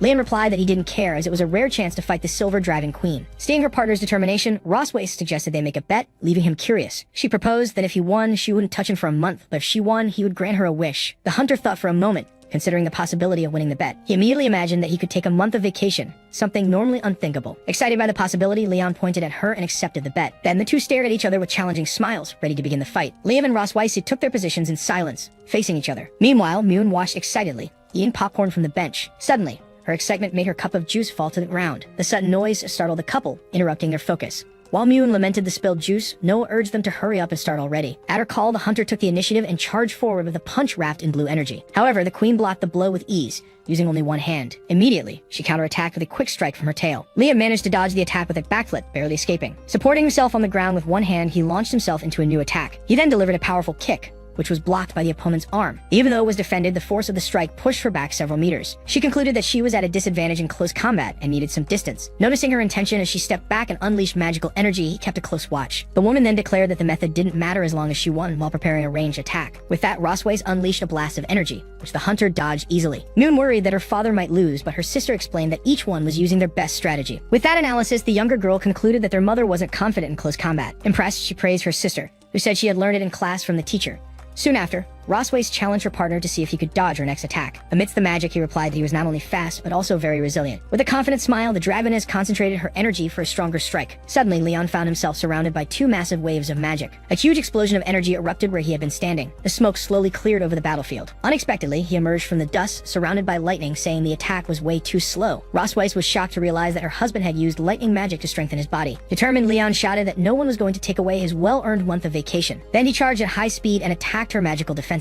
Seeing the situation, she thought she needed to end the fight quickly because what he was doing was reckless. Noticing an opening in her guard, the hunter smiled with confidence. With that, he quickly closed in and swept her legs to throw her off balance. Caught by surprise by the unexpected move, Roswace lost her balance in midair. Moments later, Leon celebrated his victory with his fist raised. However, as he prepared for the final strike, he saw his partner falling backward. In a quick motion, he grabbed her arm to stop her fall. He then pulled her firmly, bringing her back close to him. Thus, Leon held her in his arms, bringing the battle to a halt. As the two stared at each other, embarrassed, she softly whispered his name. Suddenly, he panicked when he felt a dragon flame ignite in his chest. The man screamed in desperation, saying that it was burning him. Confused, he looked down, not understanding what had happened. Roswace then scolded him for getting distracted in the middle of the battle as the flame faded away. Soon after, the daughters approached, and Moon asked who had won the fight after all. Leon sighed and admitted that because he let his guard down, he lost. His wife admitted that he was strong for fighting without his equipment, but he boasted that he would beat her at full power. With a victorious smile, she reminded him that since he admitted defeat, he shouldn't forget their bet. Remembering the deal, he collapsed to the ground in despair, realizing he had forgotten that part. The girls then asked if their father had died, but Roswace reassured them, saying that he had just overdone it and would be fine soon. At night, in the children's room of the Silver Dragon's sanctuary, Leon said his goodbyes. He then asked Noah to take care of Moon and instructed the youngest to behave well. Soon after, he became emotional and expressed his concern about leaving his daughters alone. Noah questioned her father's drama, reminding him that it was just one night with their mother. Panicked, he replied that being tortured by his wife all night was far worse than an execution. At that, Moon cheerfully concluded that their mother was going to eat their father. She explained that she had read in a book that females eat males, while Leon worried about her delight in such an idea. At that moment, Rossways appeared and scolded him for saying such things to the girls. Right afterwards, she tucked them into bed and said she would only discuss interesting things with their father. As the daughters wondered what those interesting things could be, the adults gave vague and conflicting answers. Out of patience, Rossways dragged him away, saying that was enough, but he asked for a moment to say his last words. As he was dragged off, Leon shouted that he would always love his daughters, but No commented that adults were immature. In the room of the Queen of the Silver Dragons, 2 bottles of wine and glasses were prepared. She offered him a glass of wine, but he refused the drink. After his refusal, the woman stared silently at her own glass of wine. She questioned him, reminding him that he had promised to fulfill her request after losing the bet. Leon said he wasn't in the mood, as he thought he needed to stay sober to avoid being manipulated. Unexpectedly, Rossways confessed that, in fact, she had wanted him to win the fight. Confused by her revelation, he asked why she had wanted that. She explained that if he had won, he would have had a month to recover and maybe become more interesting. Suspicious, Leon then asked why she didn't simply surrender. As she approached him, the queen said that in the moment, she had an idea for a fun little game. Then, she began tilting her glass of wine. With a smile, she poured the wine onto her own body, saying that she loved the expression he made when he lost. Shocked and nervous, he asked what she was doing. Rossways then seductively ordered him to drink it all. He thought that the aroma of wine mixed with her perfume was a marvelous sight. For him, that moment became simply irresistible. On impulse, Leon leaned in and began drinking the wine directly from her body. The unexpected action made Rossways gasp in surprise. After he drank, she asked with a flushed face if it was good like that. With a smile, he replied that it clearly wasn't enough for her. Then Rossways ordered him to open his mouth. Immediately after, she bit her own lip, making it bleed. With that, the woman leaned over and let a drop of her blood fall into his mouth. Alarmed, the hunter realized that what he received in his mouth was blood. He then pushed her away and nervously asked what she thought she was doing. Feeling something strange, Leon accused her of casting a forbidden spell on him. She confirmed that it was the blood curse he was already familiar with. With that, the man's eyes began to glow intensely red. As he asked why, Rossways revealed that she had been bothered by the lingering sensation of the spell he had cast on her. Leon then asked her if she knew the price one had to pay for that spell. With a smile, she replied that she had modified the incantation to leave only the enchantment effect. Under the spell's influence, he said his body was burning and his mind was going blank. Rossways then touched his chest and confessed that she had always forced him to stay with her, even against his will. She then whispered that now she wanted him to obey. Although he had his hand on his chest, he let out a breathless laugh. Right after, Rossways teases him, asking if the brave dragon hunter can no longer control himself. Then she shows a magical artifact bought in the Sky City, capable of recording images for a while. Under pressure, he admits that he wants to kiss her. For a moment, the boy freezes, only able to say one word. With a smile, she asks him to repeat what he said louder. Immediately, he shouts that he wants to kiss her, but quickly denies that this was what he meant to say. As she holds his face in her hand, Rossways comments on how pathetic he has become, abandoning his pride to beg for a kiss. Then she states that she will not give him what he asked for. Faced with her refusal, the boy remains silent and unresponsive. In a sudden movement, he lunges forward and knocks her down while calling her name. Thus, the hunter pins her to the ground, completely breathless. Even in that position, she comments that impatience is not a typical attitude of his. While holding her hand, he confesses that he wants to kiss and embrace her. Finally, he says he wants to make love to her, and Rossways realizes that this reaction is the effect of the blood curse. With a smile, she says it seems like that day finally broke him. Because of that, she agrees to give in since she's being so insistently begged. Then she calls in a little puppy and asks him to show his true face when it's all over. Right after, the scene pulls away and reveals the grand castle where they are. Soon after, only the girl's hair is seen on the pillow. Suddenly, he wakes up in bed beside her. With his hand on his head, he laments that he once again fell into the same trap that night. Then he concludes that the blood curse made him abandon his hunter's pride and beg for her. Clenching his teeth, he realizes that this is yet another humiliation that surpasses his limits. Meanwhile, he sees that the cause of it all is sleeping peacefully after having her fun. Thus, he touches her face, noticing how completely defenseless she looks.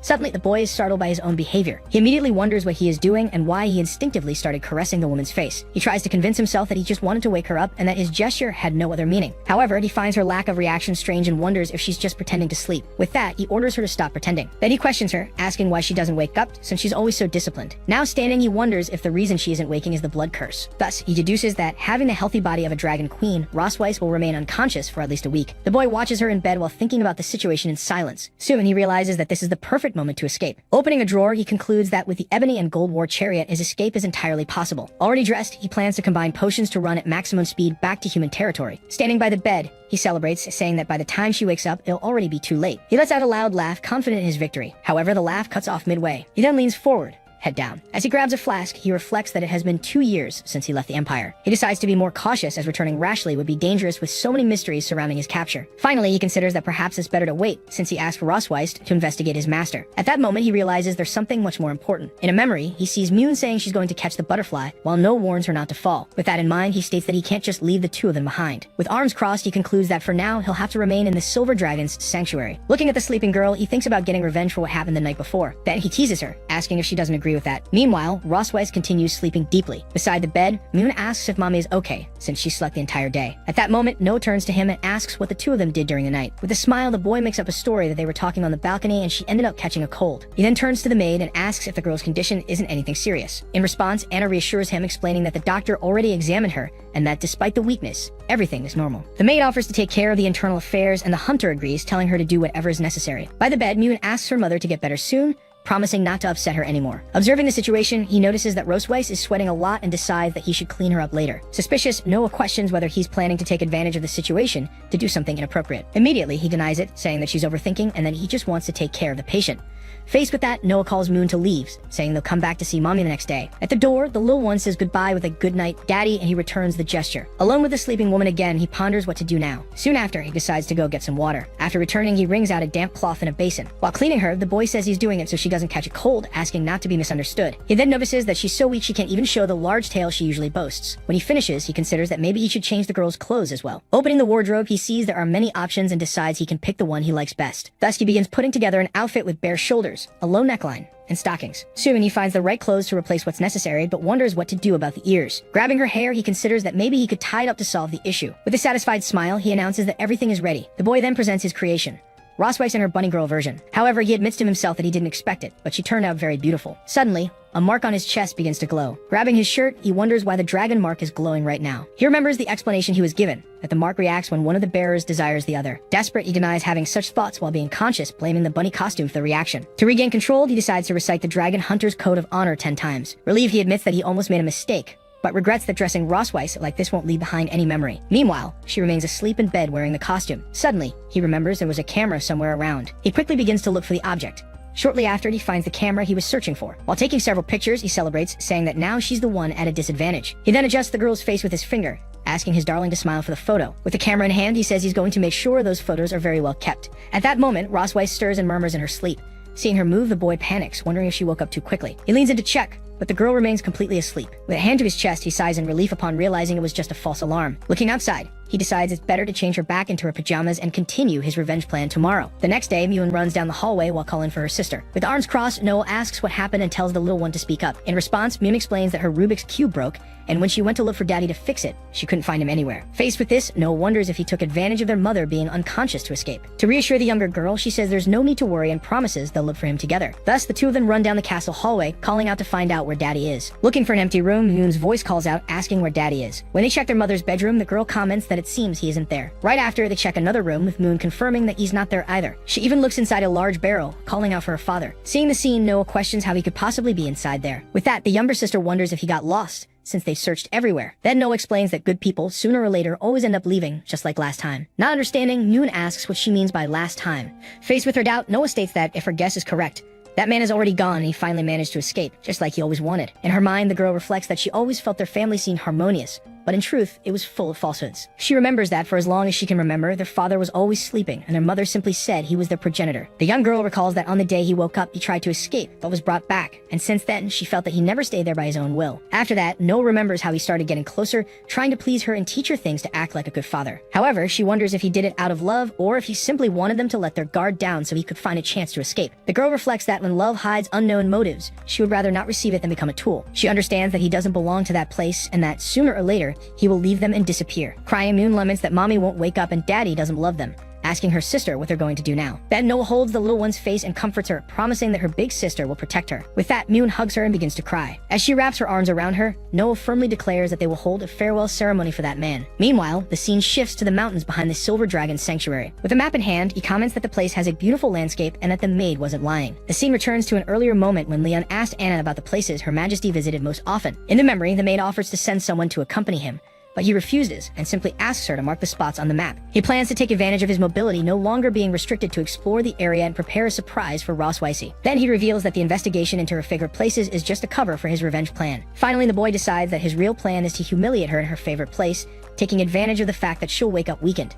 As he approaches a large tree, he comments that it looks thick enough. Imagining the scene, he concludes that the positioning is simply perfect. Assessing the area, he notes that the ground isn't soft, but adding flower peels will fix that issue. Observing the landscape, he comments that from there you can see the dragon's sanctuary in the mountain, which isn't bad at all. While analyzing the map, he decides to add that forest to his list of places. With everything ready, he says all that's left is for the woman to wake up so he can act. Then he declares with a smile that this time she won't win. Back at the sanctuary's courtyard, the boy hears the sound of crying coming from near a bonfire. As he approaches, he finds the maids and asks what's going on and why all the commotion. One of them explains that their highnesses asked for a funeral to be held and for a fire to be prepared. In front of a portrait, Myun cries, offering a steak and asking him to come back to see them. Next to the little one, Noah tells her sister to simply accept that he's already gone.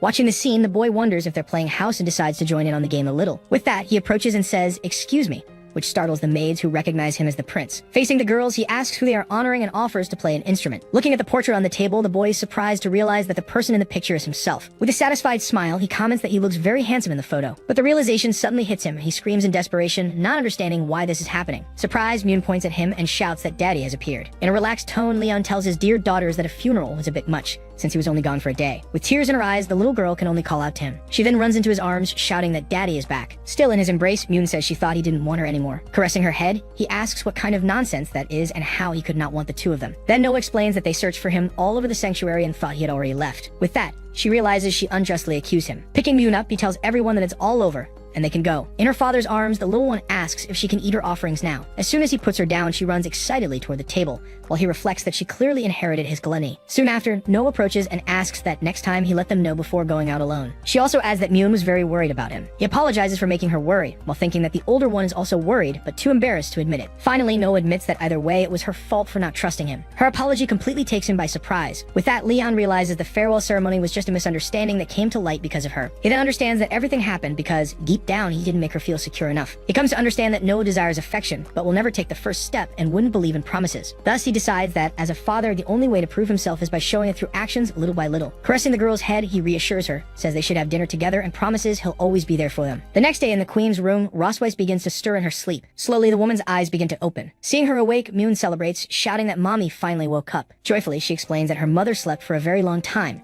and that she was very worried. With a smile, Rosweiss apologizes to her daughter for making her worry. Right after, she realizes she's completely drained and can't feel the flow of her magic. She then deduces that her dragon queen body is weak because she used her power to save him from the effects of the curse. Beside the bed, Myun comments that knowing his personality, he's probably already escaped. Rosweiss then asks how long she was unconscious, and the little one replies that it was 2 whole days. While thinking that there's still time to capture him, Rosweiss invites Myun to have fish for dinner that night. Suddenly, Leon enters the room with a huge fish, announcing that he just caught it in the mountains. With enthusiasm, he asks if daddy isn't amazing, and the daughter agrees, saying he's super amazing. At that moment, the boy turns and realizes the queen is awake. Surprised, she asks why he's still there, and he comments that she finally woke up. With a smile, he explains that he just went out to get some fresh air and took the chance to catch a fish for his dear wife. As she asks who this dear would be, Myun comments that her dad is shameless. Then Leon gives his daughter the mission of taking the fish to the kitchen. Excited, the little one says to leave it to her and accepts the task enthusiastically. As Myun leaves, the boy tells her to have dinner first because he and mommy have some things to discuss. Alone with him, Rosweiss says she thought he would take advantage of her unconsciousness to abandon the girls and run away. Taking off his gloves, he questions how he could escape, since they still have many unresolved matters.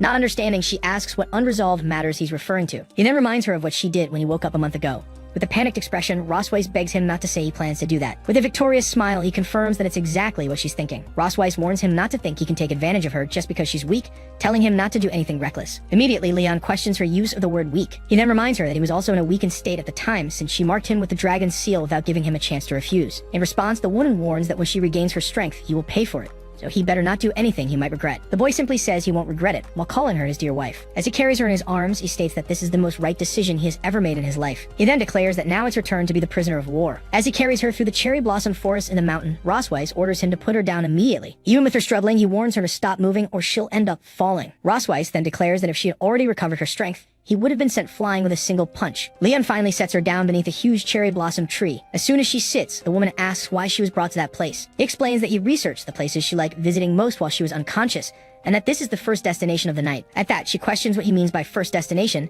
asking if he's planning to take her to more places. Finally, the young man points to the distant shrine, explaining that from there you can see everything perfectly. Rosweiss then asks if he's trying to get revenge for what happened in his homeland. He confirms, asking whether returning the favor isn't a right exclusive to dragons. In response, the seal on his chest begins to glow. Liam then declares that even though he's human, he still has a strong sense-off. He holds her and tells her to look straight ahead. He points to the palace in the distance, describing it as the source of all her pride and dignity. As he pushes her forward, he asks how it feels to be defeated by a fallen dragon hunter.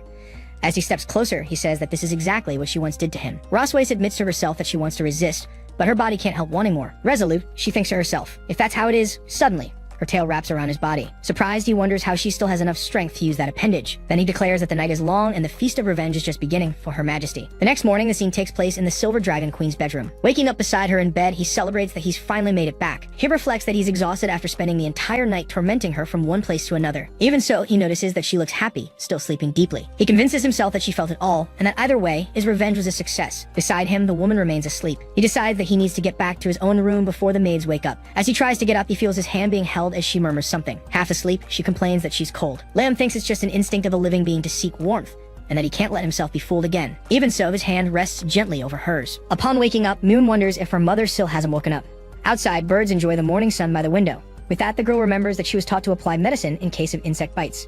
Soon after, she announces that she found the ointment.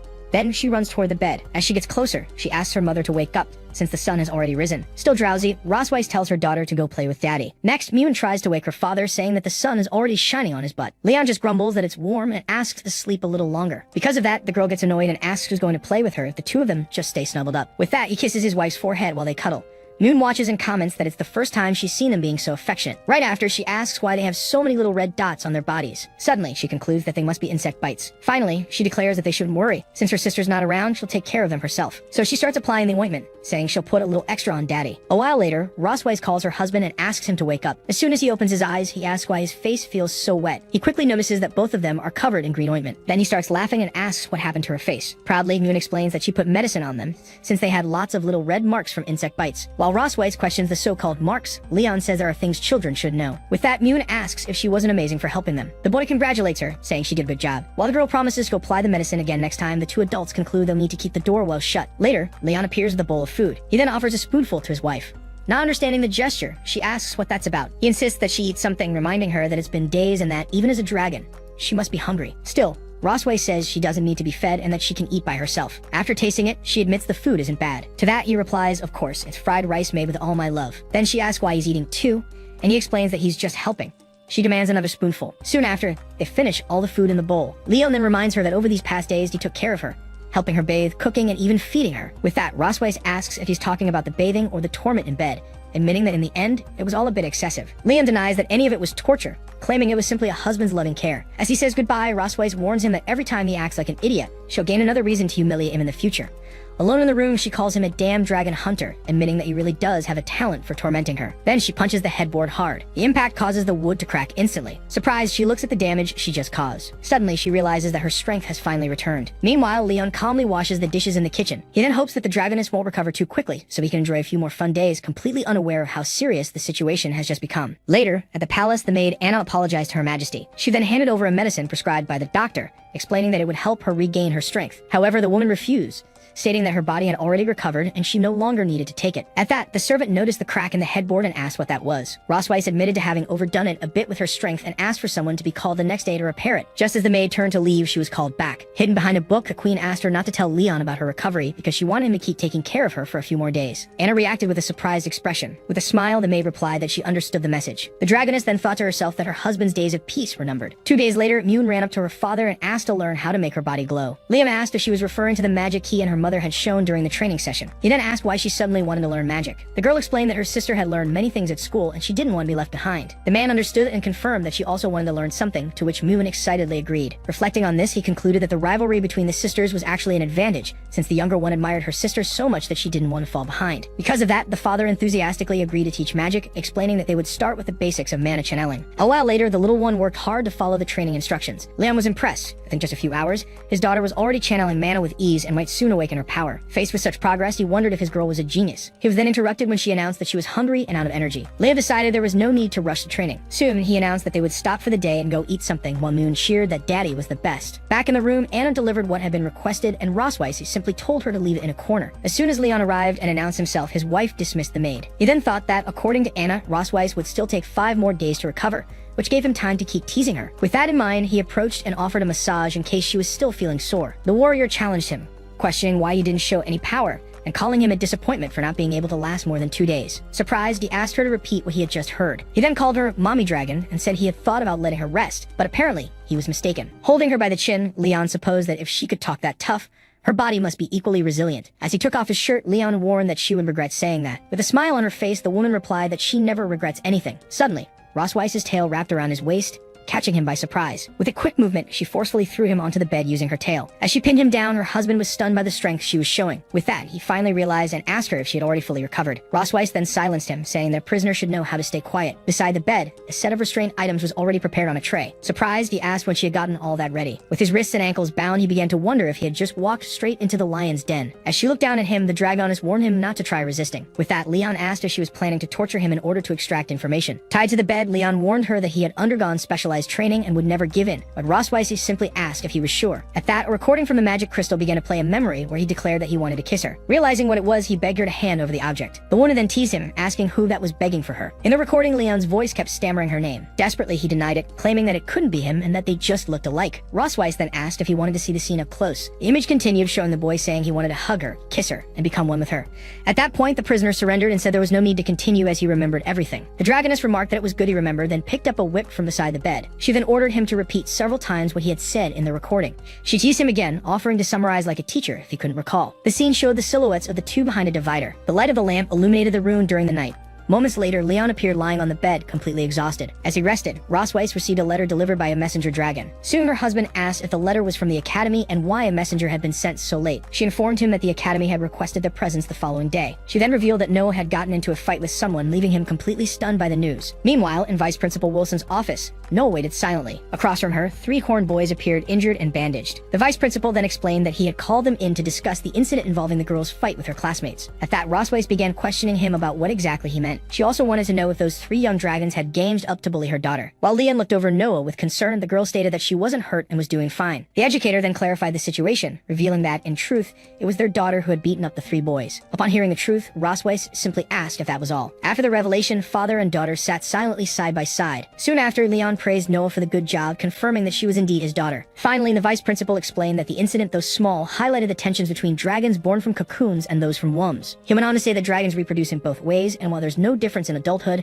their abilities vary in youth. The principal continued, explaining that cocoon-born dragons inherit strength from their mothers, while womb-born dragons have to learn it, making the former stronger at the same age. He concluded that even though she was womb-born, the girl had faced 3 older cocoon-born opponents, making her future look very promising. Suddenly, the father of one of the boys arrived and offered to pay for the medical expenses, minimizing the situation. However, as soon as he saw his son's condition, the man questioned him about how he ended up like that. At that, the boy ran crying into his father's arms. While Ross Weiss whispered that the boy belonged to the family of the Crimson Dragon King, Leon quietly responded that he had killed so many dragons from that clan that they could circle the academy twice. The nobleman then turned to the queen and asked how she could allow her daughter to intimidate other dragons. Leon quickly stepped in, provoking him by saying that since they weren't strong, they sent their little kids to bother his. At that, the student's father demanded an apology, but Leon challenged him, stating that his fists were itching for a fight. In response, the vice principal slammed his hand on the desk and ordered everyone to be quiet. He then asked the parents to calm down and listen to the full story. He reported that in the cafeteria, student Laurel and his friends had gotten into an argument with Noah after her tray stained his clothes. Continuing, he explained that later,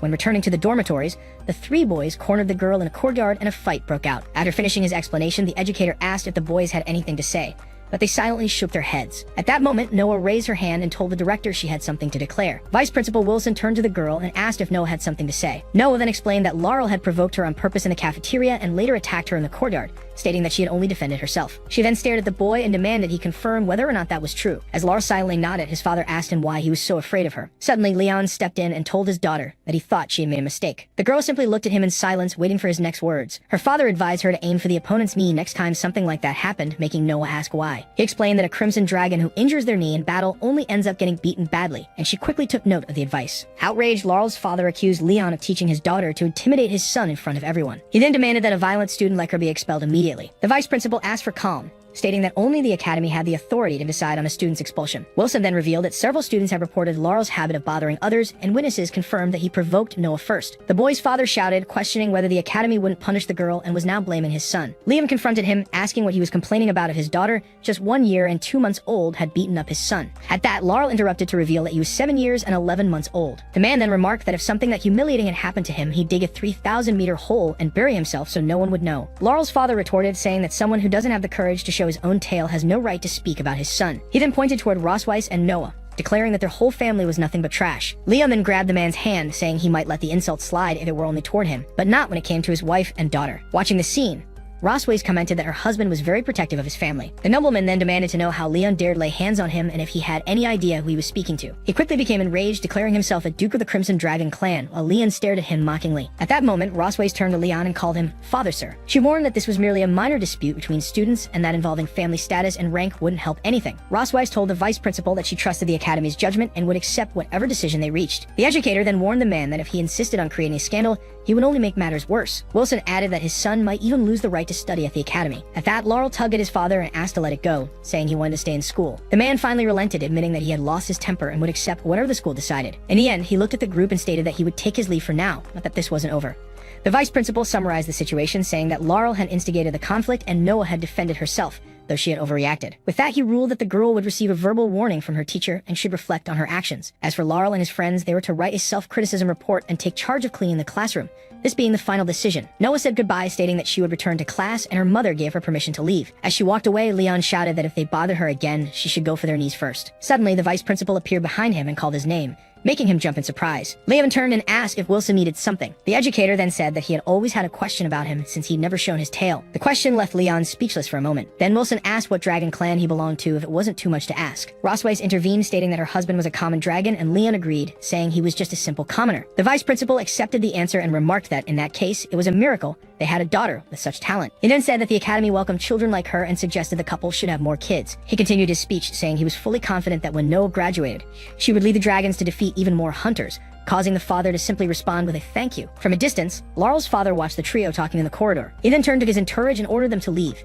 At the academy's entrance, Leon and Rossweiss calmly made their way out. As they exited, Laurel's father intercepted them and called out to the queen of the Silver Dragons. Rossweiss stared at him and asked if he still had something to say. The man then replied that the agreement made in the office was merely a formality to avoid trouble with the academy. He then warned that now that they were outside, they would settle things the dragon way. With that, the nobleman pointed at Leon and challenged him to a duel right there. The queen considered that refusing the challenge would lead to rumors spreading that the Silver Dragons were weak. Their rival taunted them, asking if they were going to back down. In a low voice, Rossweiss asked her husband if he really wanted to accept the fight. Leon replied that since the man had offered himself, he would gladly accept. His wife agreed with the decision but asked him please not to kill him. Meanwhile, other students rushed to the entrance, saying they had heard about a duel and had to watch. Hearing about the fight, Noah suspected it might involve her parents. Up on a balcony, a group of students pointed at the scene and wondered who was involved. The challenger assessed Leon as someone weak, all talk, and too cowardly to show his tail. He declared that since his son had lost, he would beat up the girl's father to restore the family's honor. He then turned to his opponent and proposed that if Leon could last 3 rounds, he'd consider the match lost. Leon interrupted with disdain and asked to cut to the point. He then provoked him to start already, which angered the other man. The noble shouted that this was too much. He charged forward with a flaming punch aimed at Leon. As Leon blocked the attack, the challenger thought to himself that Leon was much weaker than the dragons he faced before. The combatant smiled, remembering there were still 2 rounds left. Frustrated as Leon stepped away, the opponent accused him of running. He then mocked him, asking if he belonged to the clan of cowardly turtles while striking the ground. Leon leaped into the air to avoid the shockwave. Immediately, the nobleman launched a blast of fire toward him. Leon stared at the approaching fire without flinching. However, he dodged it easily and reappeared beside his opponent.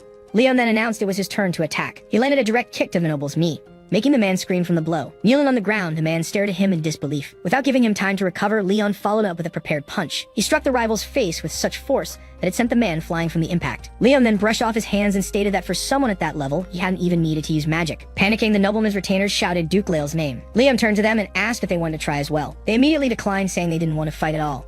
Leon then ordered them to take the Duke and get out and to tell his son not to bother his daughter again. Satisfied, he turned and said they could go now. However, he was surprised to see Noah standing there and asked when she had arrived. The girl replied that she had just been passing by when she saw the commotion. Noah then offered a box to her parents and said it was for them. Opening the gift, Rossweiss found a large heart-shaped cookie. The daughter explained that she had made the cookies in cooking class, and since she came in second place, they might not be that good, but she asked them to try anyway. Rossweiss disagreed, saying they were very good, and insisted that Leon try a piece too. Her husband agreed that something made by their daughter couldn't be anything but delicious, promising that next time she'd win first place. Then Noah turned to him and complimented him, saying that just now he had been amazing. The unexpected praise left Leon speechless for a moment. Soon, he lit up with joy at his daughter's words. Regaining his composure, he showed off and replied that of course her dad was amazing. As he patted Noah's head, he offered to teach her any combat technique she wanted to learn. Hearing this, Rossweiss just watched him in silence with a serious expression. Sometime later, Leon was sitting on a sofa, calmly reading a book. Then Rosweiss approached and asked if his hand was hurt, catching him by surprise. He looked at the wound and replied that it was something small and would heal in a few days. Right away, the woman prepared some cotton with medicine to treat the injury. As she came closer, the hunter reflected that, as someone who fights dragons,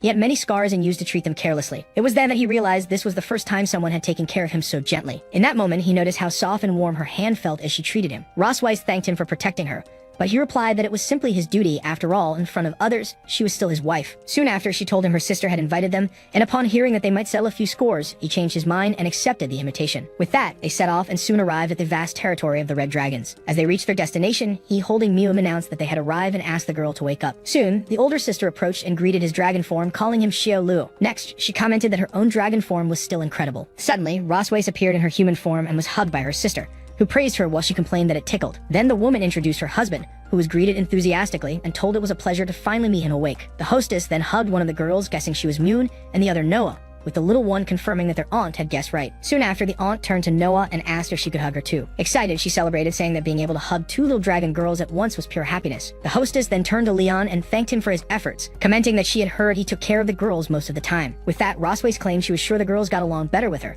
but he immediately countered, saying that made no sense. As she challenged him, her husband gave in, and their sister commented on how well the two of them got along. The wife then timidly agreed that they got along just a little. Right after, the sister invited them in, saying they must be tired after such a long trip. Suddenly, Moon shouted excitedly that she wanted to see what Auntie had to show them, while Rosweiss reacted in shock. Then she demanded that her sister hand over the photos she was hiding, only to be teased as her sister remarked that she looked embarrassed. Thus, the hostess ran through the hall, chased by her sister, who was trying to get the photos back. Although Leon commented that he hadn't expected that side of his dear wife, the girls excitedly asked to see it too. In response, he showed them the photo and teased the Valkyrie, saying how full of energy she looked back when she was a student. Next, he revealed it was an image of her giving a speech as an outstanding student. After that, he asked her how she had ended up becoming so cold and distant, before shouting as the photo was snatched back from him. In a low voice, the blonde warned him not to get too smug, as he might be the next one her sister decided to tease. Then the aunt revealed that she still had many more photos from the time when their mother was little, encouraging the girls to keep looking. When they came across the baby pictures, one of the girls commented on how tiny their mom was, while Moon said she wanted to squeeze her. Leon joined them and remarked that mommy looked super stylish in one of the photos as Moon moved closer, asking to see. Soon, the sister explained that the picture was from the day Rosweiss inherited the title of Queen of the Silver Dragons. Leon was impressed by the scene and admitted she really did look amazing. When they realized it was the last page, Moon complained that there weren't more photos of their mom to see. Then Rosweiss took the album and said that since they had finished,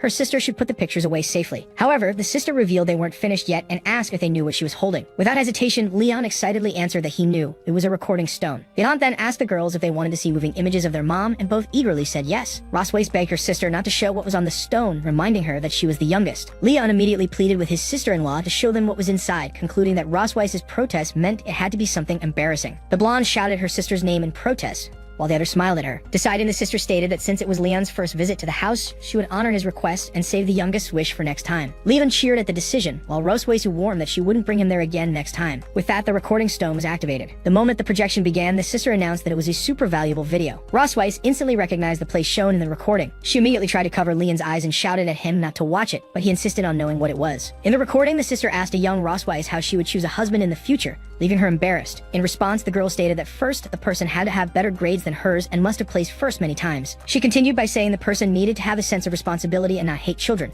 prompting one of the daughters to notice that it was exactly what their mom said about dad. Soon, the recording revealed that the husband should be powerful without abusing that power, making Leon proudly say she was obviously talking about him. The sister then commented that those three qualities were very rare, since many people ended up being corrupted by power. At the end of the recording, young Rosweiss declared that if no one like that existed, she wouldn't force herself to get married. The video ended with her firm declaration that if she ever did marry, it would only be to someone like that. Hearing this, Leon was visibly moved by her final words. He realized they had been her ideal of perfection from the very beginning. Even so, Rosweiss insisted it was just a silly thing she had said when she was younger, but he reassured her, saying there was no need to feel embarrassed. Then the sister revealed her curiosity, asking who had pursued whom first. Immediately, the two pointed at each other and shouted that it was the other who did the chasing. She then challenged him to repeat what he had just said, if he had the courage. Faced with the challenge, Leon quickly changed his story, admitting it was she who chased him first, but that he regretted it and ended up pursuing her later.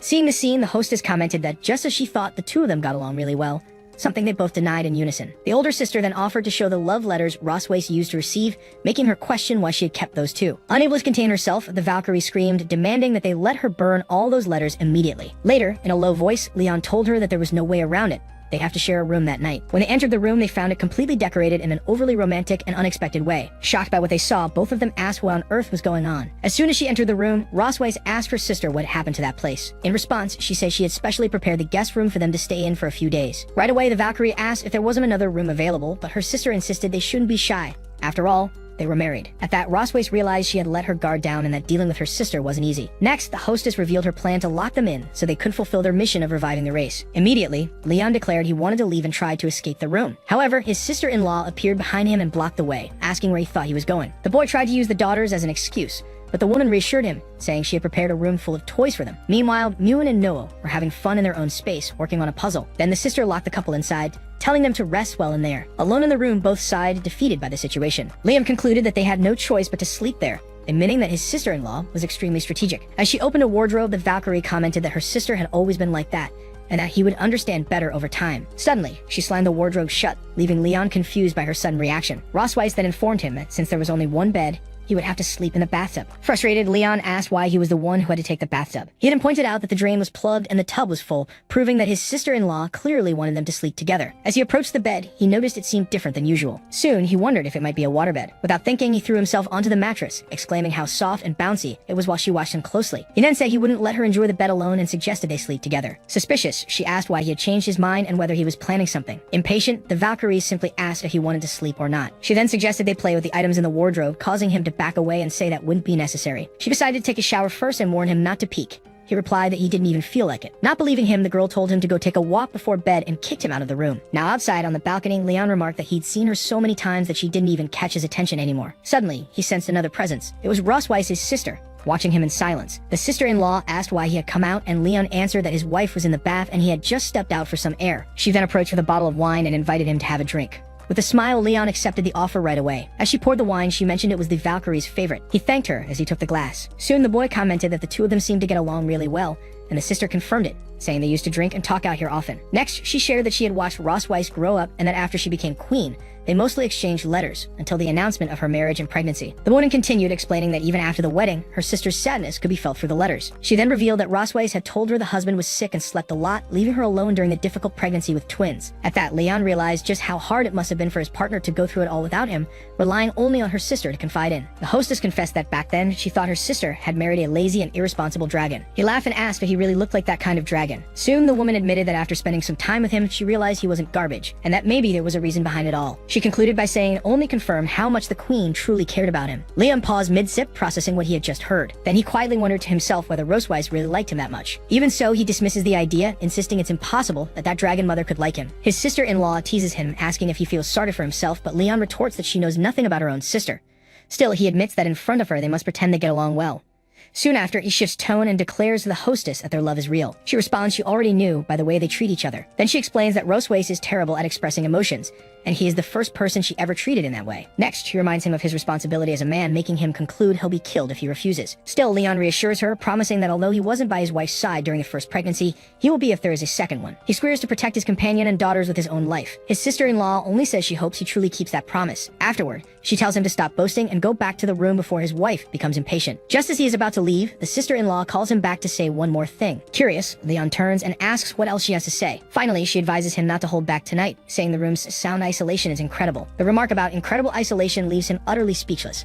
He just closes his eyes tightly, unsure how to respond. As the castle is shown at night, Leon silently expresses gratitude for the help. Then he quietly returns to the room, finding Rossweiss already asleep in bed. As he approaches, he wonders if she's really asleep already. Soon he concludes he won't suffer tonight, admitting she looks very beautiful sleeping. The Valkyrie remains lying there in a deep sleep. Suddenly, something in the bed catches his attention. He wonders why her chest is glowing under the blanket. Immediately, he asks himself whether the dragon's seal has somehow activated. However, he notices his own seal is not reacting and tries to understand what's happening. With no other option, he extends his hand to investigate the light under the sheet. To his surprise, Rossweiss opens her eyes and greets him with a simple hello. Startled, Leon asks why she frightened him by hiding that lamp under the blanket. She then reveals she found the item among the toys and just wanted to play a trick. Next, she teases him, saying by his reaction, He didn't seem at all disappointed. Immediately, he denies the accusation, insisting it isn't true. Then he covers himself and says he's going to sleep, asking her not to talk to him anymore. Rossweiss warns him not to regret it and try to attack her in the middle of the night. Suddenly, a spider lands right in front of her, leaving her confused about what it is. Once she realizes what it is, she begins to scream. At the scream, Leon jumps up, startled, and asks what happened. In the next moment, Rossweiss leaps into his arms, leaving him even more confused. Still clinging to him, the girl warns there is a spider in the room. Leon then recalls seeing in the album a photo of her crying because of a spider,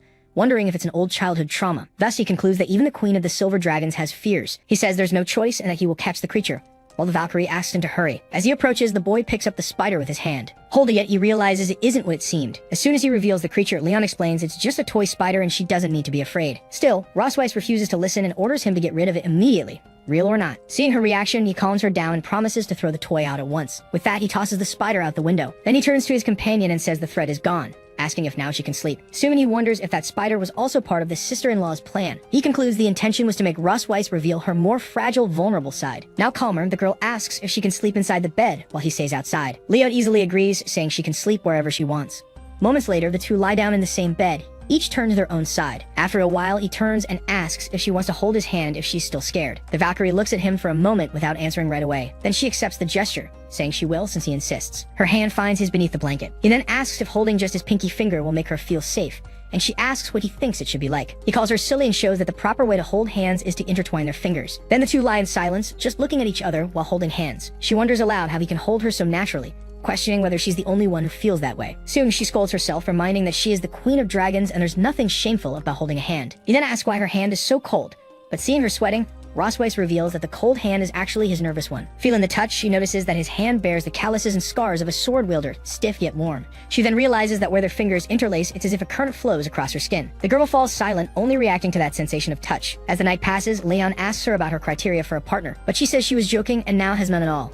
Thus, the night continues and the two remain lying silently. Even trying, he realizes he can't sleep at all. He looks to the side and wonders if Rossweiss has already fallen asleep. Then he notices his fingers going numb from staying in the same position and decides to shift them a little. Pretending to sleep, Rossweiss wonders why, instead of just holding her hand, he is now poking it. Finally, she concludes that the prisoner dares to touch his mistress. Determined, she thinks fine. Then she will touch him too. In the next moment, Leon jolts as he feels her touch. Confused, he wonders what is happening and why the Valkyrie is caressing his hand. He notices her body is so soft and that where they touch, he feels a pleasant sensation. With that, a strange desire begins to grow rapidly inside him. At the same time, the desire is mutual and both think the same thing. Soon the thought evolves and they both feel they want to go beyond that simple touch. Next, their faces draw close slowly as they gaze at each other in silence. Leon then takes the initiative and moves over her, pulling the blanket over them. Before kissing her, he thinks he will surrender to the moment, just for tonight. Then the boy positions himself over Rossweiss on the bed, ready to move forward. Meanwhile, she just softly whispers his name. In response, Leon agrees with a low hum, leaning closer to her. Even knowing what's about to happen, he's surprised that his dragon mark isn't reacting at all. It's soon revealed that the mark only spices things up and isn't activated when two people truly love each other. However, the moment is interrupted when the toy spider falls right between them. With a scream echoing through the house, he quickly assures her there's no need to be afraid as he already grabbed the spider. Outside the room, Rossweiss's sister concludes they've likely discovered the little surprise she set up. Back in the room, Leon holds her and comforts her, saying there's nothing to fear and everything is fine now. As the spider rests in the garden, he says he's checked everything and there are no more traps. He just continues holding her gently in silence. Nestled against his chest, the Valkyrie comments that his heart is beating very fast. He then confesses that he's also afraid of spiders. After hearing the confession, she decides not to pull stunts like that on him anymore. Finally, he asks her not to talk about what happened, and Rossweiss assures him she understands. When morning comes, sunlight filters through the bedroom window. Suddenly, she opens her eyes. As she sits up in bed, she wonders when she fell asleep. Next, she asks herself if that guy woke up early. Still, she concludes it's better if he's already left. She admits that after what happened, she doesn't know how to face him. As she gets up, she reflects that it was the first time she broke her own principles. While getting dressed, she laments having shown weakness to a human fallen asleep in his arms. Fully ready, she decides that it's far too embarrassing and that she can't tell anyone. As soon as she opens the door, her sister surprises her, asking if she's already up. Immediately afterward, her sister-in-law asks how her exciting night was. Rossweiss replies that it was very exciting, but she doesn't want it to happen again. Her sister then whispers if they use the toys, and she quickly denies it. With that, the sister promises to pack toys for practice and already asks about the next baby hair. Embarrassed, Rossweiss grabs her arm, saying there's no need to worry about that, and invites her for breakfast. In the dining hall of the Red Dragon Sanctuary, Leon spends time with the girls while they wait for the meal. He gently squeezes Mewin's cheeks, and she opens her mouth in reaction. As soon as Rossweiss and her sister enter the hall, Mewin announces excitedly that Mommy and Auntie have arrived. Immediately after, the little girl asks happily if they can start eating now. Then the whole family sits at the table to eat breakfast in silence. While eating, the couple avoids eye contact with each other. Chewing, Leon thinks about how embarrassing the whole situation is. He remembers how last night, due to the atmosphere, he almost kissed her and ended up falling asleep while hugging her. With that, his conscience splits. One side accuses him of betraying his homeland, and the other reminds him that they're married. While the inner conflict rages on, he just notices the bread is a bit bland. He decides to add some peanut butter to improve the taste. However, as he reaches for the jar, Rosweiss stops him by placing her hand on his. The sudden touch surprises them both, confused by each other's reaction. Her sister then reveals the bed's secret, explaining she made the waterbed to help the couple's hearts race. She continues saying there are buttons at the edges of the bed that release toy spiders to scare Rosweiss. Finally, the sister-in-law explains that the mechanism only doesn't activate if they're hugging, leaving Rosweiss furious at the unnecessary plan. During the meal, Leon insisted that Rosweiss serve herself first, and she agreed to the suggestion. Soon after, her sister approached and asked why the two of them were blushing. Quickly, the warrior agreed that the place was quite hot, and Leon also confirmed that it was true. Then her relative suggested they return to the room for a bath, but both of them instantly rejected the idea. For Rosweiss's sister, no matter how many times she teases them, the couple's reactions are always entertaining. Changing the subject, she asked Leon if it was true that they had a disagreement with the Crimson Dragon clan. Next, she told how No defended herself from the Duke's son, while her partner bragged about easily defeating the Duke afterward. With that, her sister praised Noah, saying she was truly amazing. She then explained that the Duke went straight to the leader Constantine, exaggerated the events, and that Rosweiss insulted him. Liam recalled reading in the history of dragons that Constantine was a hero who expanded the clan's territories. Her sister warned them that Constantine had been trying to extend his domain and might use the incident as an excuse to stir up conflict. Rosweiss then began to declare what would happen if he dared attack her sanctuary because of a duke. She concluded that she wouldn't hesitate to give the Crimson Dragon clan a proper lesson. The group then reached the main entrance of the Red Dragon sanctuary. At the farewell, her sister asked them to return safely, and Rosweiss promised they would visit again another day. Right afterward, she handed them a farewell gift and asked them to only open it once they were home, while the warrior thanked her. She also told the twins to eat plenty of meat so they could grow up strong and come back to play again. Noon promptly stated that she would eat a lot more, while Noah simply nodded. Lastly, her sister turned to Leon to give him one final message.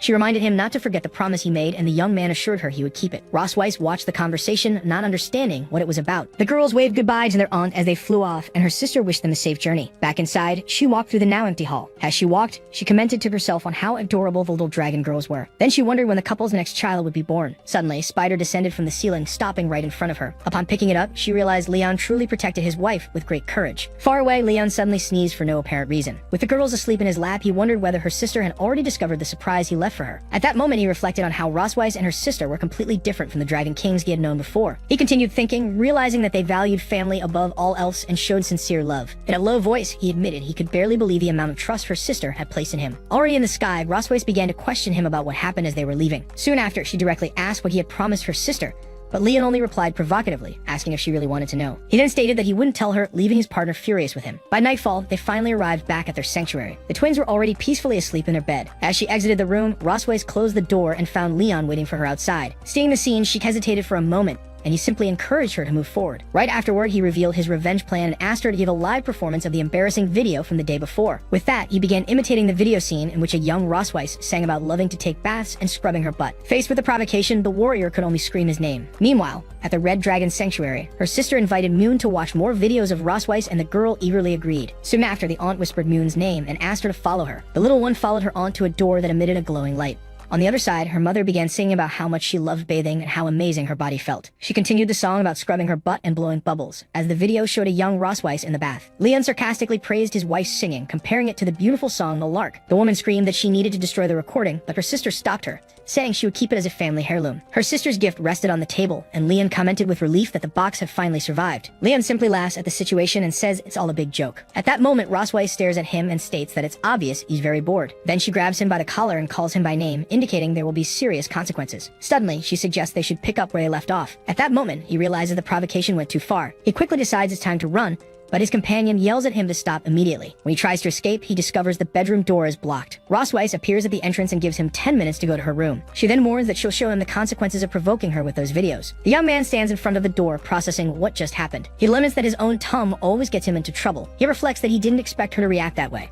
However, he concludes that it only confirms that the warrior's dark past is her greatest weak point. Out loud, he declares that even if he suffers physically, it's the price to pay for the noble cause of hunting dragons. With tears in his eyes, he accepts his fate, stating that his body may break if necessary. Thinking about Rosweiss, he concludes that everything is worth it as long as it makes the Silver Dragon Queen suffer. Meanwhile, she takes her own bath, thinking it's her duty to punish him. Already prepared, Leon warns her to brace herself for what's coming. 10 minutes later, as soon as he enters the room, a scream is heard from inside. Lying on the bed, he then asks Rosweiss to go easy on him. With a whip in hand, she introduces herself and orders him to call her mistress.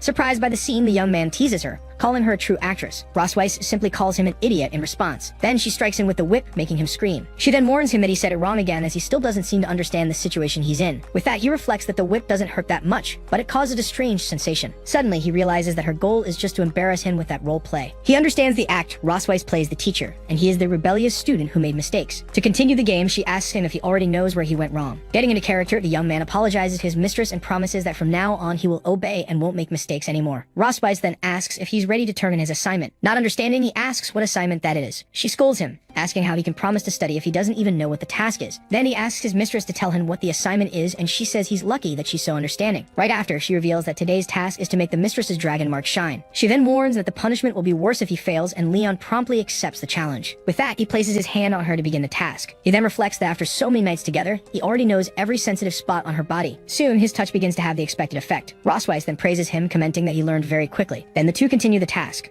The lesson between the two continues intensely in the bedroom. Soon Leon asks if the task is already finished and if it's good enough that way. Rossweiss replies that it was only a warm-up exercise before the real lesson. Then she reminds him that he hasn't even turned in his homework yet. Surprised, the young man asks if that also counts as part of the assignment. He then laments, knowing she wouldn't let him rest, once again defeated by the claws of the dragoness. Right after, he wonders if all of this is happening because of the dragon mark on his chest. He also notices that his mouth is getting drier. His body begins to grow restless with the situation, and he holds her tighter. With that, the game between them intensifies even more on the bed. Rossweiss then comments that Leon is being very naughty. In response, he asks her if that's not exactly what the teacher wanted. She then encourages him to continue, telling him to go faster. Their hands clasp tightly during the moment. After a while, Leon finally manages to catch his breath. After the long night, he reflects that the game between them is finally over. While getting dressed, he asks the teacher if he can leave now, as he has turned in the lesson. However, just as he's about to leave, Rossweiss grabs him by the clothes to stop him. She then informs him that he has only completed the task for one subject, and that 6 more remain. Not understanding, the young man can only ask what she means by that. A cry of despair echoes through the starry night. Leon accuses the teacher of being addicted to work, but she merely orders him to prepare to spend the whole night doing homework. Rossweiss just watches the situation with a smile. The next morning, she walks around completely refreshed, while the young man walks with dark circles under his eyes and trembling steps. The twins soon find him, and Noah asks why he looks like he hasn't slept, while Moon points to the huge dark ring under his eye. He then explains that he stayed up late writing his homework. Moon asks if adults also have homework, and Rossweiss confirms that they do grown-up homework, just like children have theirs. The answer leaves the two girls silent for a moment. Suddenly, Moon exclaims that she discovered a super powerful rule. She then explains her theory. When mommy is doing well, daddy becomes weak, and when daddy is doing well, mommy is the one who becomes weak. Leon praises Moon, saying she's very clever for noticing a truth most people don't realize. He then promises that he'll be the first to defend her if anyone says she's only good at being cute. Hearing the conversation, Noah watches with her arms crossed. Soon after, she looks at the sky and announces that he has arrived. Next, she says goodbye to her mother and younger sister. While Rossweiss tells her to be careful, Moon asks her sister to come back soon so they can play. Leon also says goodbye, asking Noah to study properly and that they'll see each other next weekend. The girl just nods in response. Soon, she says she's off and is enveloped by teleportation energy. As Moon says goodbye to her sister and the dragon, the family watches her departure. Right after, the father asks the little one what they'll do now that her sister has gone to school.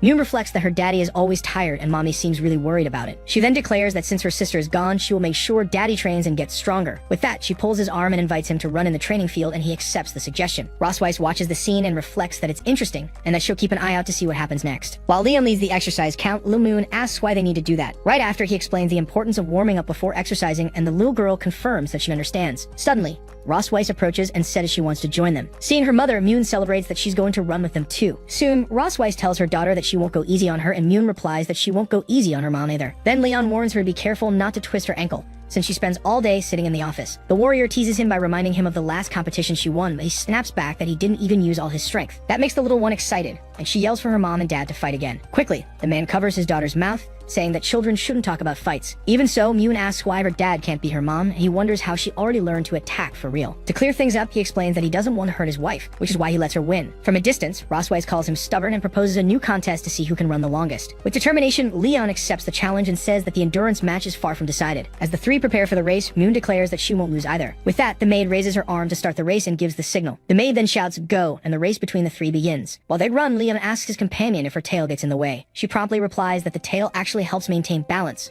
something he clearly lacks. Even while ahead, Rossweiss provokes him, asking him to show his own, but he replies that he doesn't need any tail to win. After 2 laps, Little Moon collapses to the ground, exhausted, saying she can't run anymore. The maid approaches to comfort her, saying that Princess Moon was amazing just for participating. With that, the maid invites her to cheer together from the sidelines for the queen and the prince. While running, Leon realizes he doesn't have much of an advantage since the Silver Dragon people are naturally fast. Even so, he doubles down on his decision. There's no turning back now that he stood at the starting line. With his honor as a dragon hunter on the line, he tells himself he can't lose to her here. In a final effort, he lets out a scream and recalls one of the hunter's codes: born to fight, and rest only in death. 20 minutes later, Leon is seen lying on the ground, completely out of breath. Rossweiss approaches and asks if he's going to accept defeat, but Leon from the ground says he does not. Smiling, the woman challenges him, asking if he wants to keep running since he refuses to lose. With resolve, Leon asks for 2 days to train, guaranteeing that he'll definitely beat her. Teasing him, she says not even 2 years would be enough for him, but still lying on the ground, he insists he can do it. Then Rossweiss steps closer and asks if, now that he's been defeated, he's going to show what he's really capable of. With a serious expression, the hunter dodges the question, saying he loves taking baths because they make him feel good. Right after, he warns her that holding grudges will come back to bite her, but says that she's the one holding grudges like that. Then Rossweiss calls little Mew and declares that since her dad is feeling weak, they'll go exercise together now. The little girl says her dad really is kind of weak and that's why he needs to work out more. Frozen, Leon is speechless upon hearing the comment from his own daughter. Holding Mew's hand, Rossweiss walks away, and from a distance, Leon advises her not to underestimate a father who looks weak, because things can change over time. Later, a special meal is served at the table to help the family recover their energy. Affectionately, little Moon asks her father to open his mouth so she can feed him. He opens his mouth to receive the food offered by his daughter. Right after eating, the man collapses onto the table, and Rossweiss advises him not to push his rusty body so hard next time. Still lying down, he grumbles that he only lost because of the task from the previous night. Otherwise, he definitely would have beaten her. Rossweiss then teases him, asking if he wants to continue the task. That might as well. Faced with the proposition, he abruptly gets up from the table. Quickly, the warrior picks Moon up in his arms and announces that he'll stay with her tonight to tell a new story. When the little girl asks if they had agreed on that, he responds that the agreement starts now. Rossweiss agrees on the condition that they don't stay up late and get to bed early. With that, the little one happily agrees with her mother while being held in his arms. Rossweiss then leaves and walks alone down a long hallway. Suddenly, she stops and orders the person hiding to come out. Her subordinate emerges from the shadows and greets her as Your Majesty. Without mincing words, the woman directly asks if there's any news for her. The informer reports that she found the secret residence where Tage Lawrence used to live, but they moved out over a year ago and are no longer in the Empire. She adds that they donated all of their belongings, and Rossweiss immediately asks what was the one exception. Promptly, the subordinate replies that the only thing not donated was a donkey. She then explains that the neighbors said the couple was very fond of the animal and made sure to take it with them. With that, Rossweiss orders her to continue tracking Tage's whereabouts, and the woman leaves to carry out the order. As soon as the informant disappears, the queen remains silent for a moment. Soon, she begins to question herself about Leon's master and why he would have left the Empire. Elsewhere, a distant voice reacts with surprise to unexpected news. The information leaves the couple shocked, and the man asks if he heard correctly about a family sports day. Then Moon confirms that the Academy is organizing the event next week. Rossweiss comments that back in her day, parents didn't have to participate, and the daughter explains that it's a new initiative. Curious, the little one asks her mother what place she came in when she competed in the games. Proudly, the woman replies that she came in first place, which impresses the girls. Soon, the girl asks about their father, and he reveals that he didn't place at all, which makes her ask why.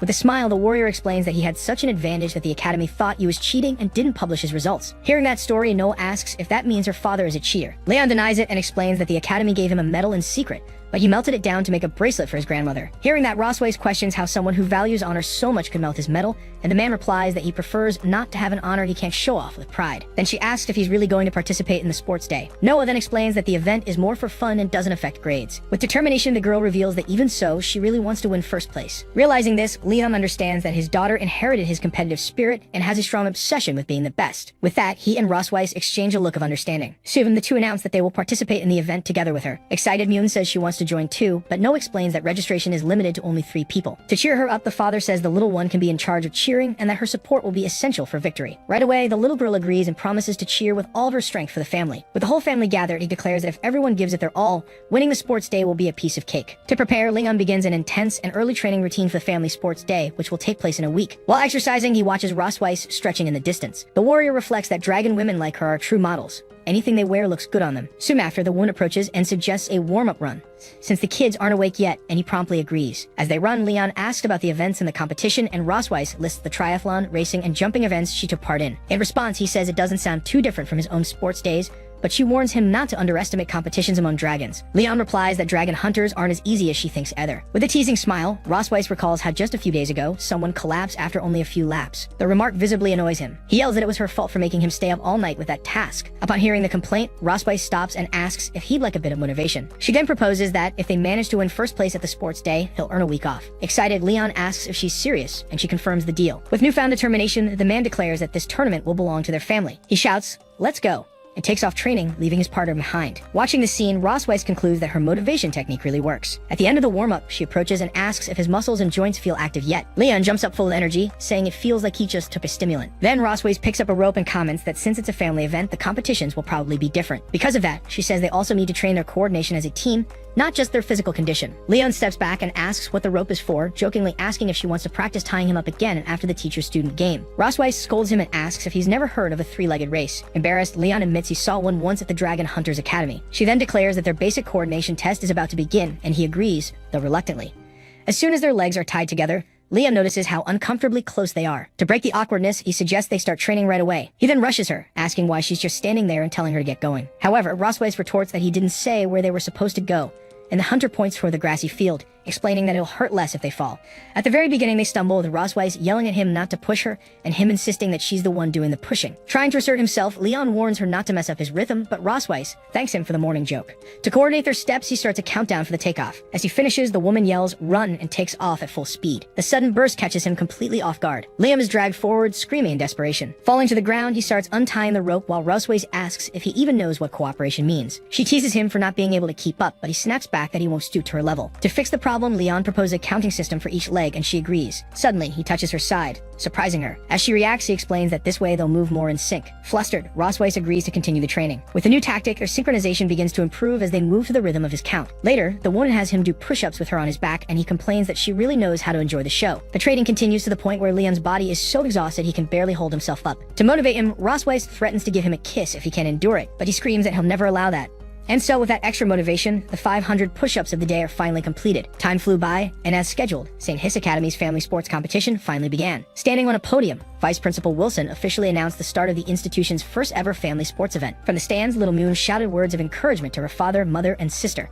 Soon, the commentator Xiao Lu introduced herself and announced that she would be narrating the entire progression of the competition. With that, she stated that the first round would be the relay race, with each family sending 3 participants. She then explained that the race would be a total of 3,000 meters, and the team that completed the course in the shortest time would win. One of the organizers then instructed the groups to collect their numbers and proceed to their respective starting points. Upon receiving their numbers, Noah decided that her mother would run the first leg, and she would take the second, with Leon agreeing without hesitation. The young girl then turned to her father and assigned him to run the third and final stage of the race. Confidently, he replied with a "of course," confirming the trio's strategy. Rosweiss then informed them that the race was about to begin at her starting position and that everyone should get into place. With everything set, the two shared one last glance before the race began. Already on the track, Rosweiss reassured her daughter not to be nervous, as she would be the first to pass her the baton. Meanwhile, the father and daughter waited in their respective positions for their turn to run. Soon, one of the organizers called the second leg runners to gather in the waiting area. Before parting ways, Leon told his daughter he'd be waiting for her in the third stage and asked her to take care. He then approached the little one and asked if she would cheer for daddy during the race. With a nod, the little girl agreed and said that she would. The two bumped fists in a gesture of mutual trust. Shortly after, the commentator announced that the relay race was about to start and asked the first leg athletes to get into position. From the stands, Mune shouted with pom-poms in hand, cheering her mother on. On the track, the organizer gave the command for everyone to take their places and get ready. As soon as the signal sounded, Rosweiss burst forward with the baton in hand. The announcer commented that runner number 7 from the Silver Dragon clan had taken the lead, leaving the competitors behind. She then pointed out that runner number 10, Misty from the Electric Dragon clan, was quickly closing the gap. Next to Leon, one of the other fathers remarked that it's not just the Silver Dragons who are fast. This made the hunter reflect that the Electric Dragon clan are masters of evasion and using fake-out attacks in battle. The commentator reported that number 7 had overtaken number 10 again and was now 2 body lengths ahead. She asked President Duncan who he thought would win the relay, but he replied that nothing is decided until the very end. The other father bragged to Leon that his wife was so far ahead that the result was obvious, and Leon calmly agreed that his wife was amazing. With a smile, the rival father confirmed that there was no doubt his partner was indeed impressive. However, Leon interrupted with a "but," which made the other man realize something was off. Leon then finished the sentence, stating that his wife was even more incredible. With that, Rosweiss unleashed a new burst of speed on the track, intensifying her pace. Surprised, the rival runner wondered where she was still getting that explosive strength from. As she ran, Rosweiss reflected on the intense wind resistance from having maintained the lead the entire time. Soon, her rival realized she could no longer keep up with the pace Rosweiss was setting. The commentator narrated that number 7 was using the body of her opponent to reduce wind drag and accelerate during the final stretch. With this maneuver, the narrator confirmed that she was the first to hand off the baton to the next runner. Next, the commentator reported that number 10 had also completed the handoff and questioned whether the new runner would be able to catch up with Noah. Watching her daughter take off, Rosweiss reacted with a slight jolt of concern. From a distance, her husband gave her a thumbs up to reassure her. Clenching her fist, she now placed her full trust in the next runners. Back on the track, the announcer reports that the second leg runners are already taking off, while one of the competitors complains about the speed of the leaders. Next, the commentator announces that at this moment, the race is being led by competitor Noel and runner Dean. As he passes her, Dean taunts her, saying, "Goodbye, little legs." With a determined look, she thinks to herself that she can't let him get too far ahead. From the stands, Mune shouts words of support, saying she believes in her sister. The commentator wonders whether Dean's lead will be decisive, but the president insists that nothing is decided until the very end. Soon after, the announcer informs that both runners have just exited the final turn and are approaching the home stretch. The commentator highlights that the two dragons are running side by side, with neither giving the other any room. With that, the announcer questions who will manage to pass the baton first for the final leg of the race. Then the commentator confirms that Dean hands off the baton with a slight lead, and Noah also completes the exchange successfully. As soon as she finishes her leg, she apologizes to her mother for wasting the advantage that had been built. Rossweiss reassures her, saying she did very well, and that her opponent had a physical advantage for being older. She then invites her daughter to go with her to the finish line to cheer for Daddy. Back in the stands, Moon yells that her daddy needs strength and that he's the best. On the track, the rival runner warns Leon to pay attention because he's about to gain a 5-second lead. As he bursts forward, the opponent laughs loudly, mercilessly taunting him. Leon internally thinks that the rival shouldn't underestimate his obsession with vacation time. With the race heating up, the commentator narrates that Gordon and the representative of the Silver Dragon clan continue to accelerate, while the president repeats that nothing is decided yet. Watching closely, Noah whispers a word of encouragement for her father. Suddenly, Leon hears his daughter's cheer, catching him by surprise. Motivated, he tells himself he can't lose now that Noah just called him Daddy. With renewed energy, he speeds up and pulls alongside the rival runner. The opposing father realizes that if this continues, he'll be overtaken. Determined, he warns that in that case,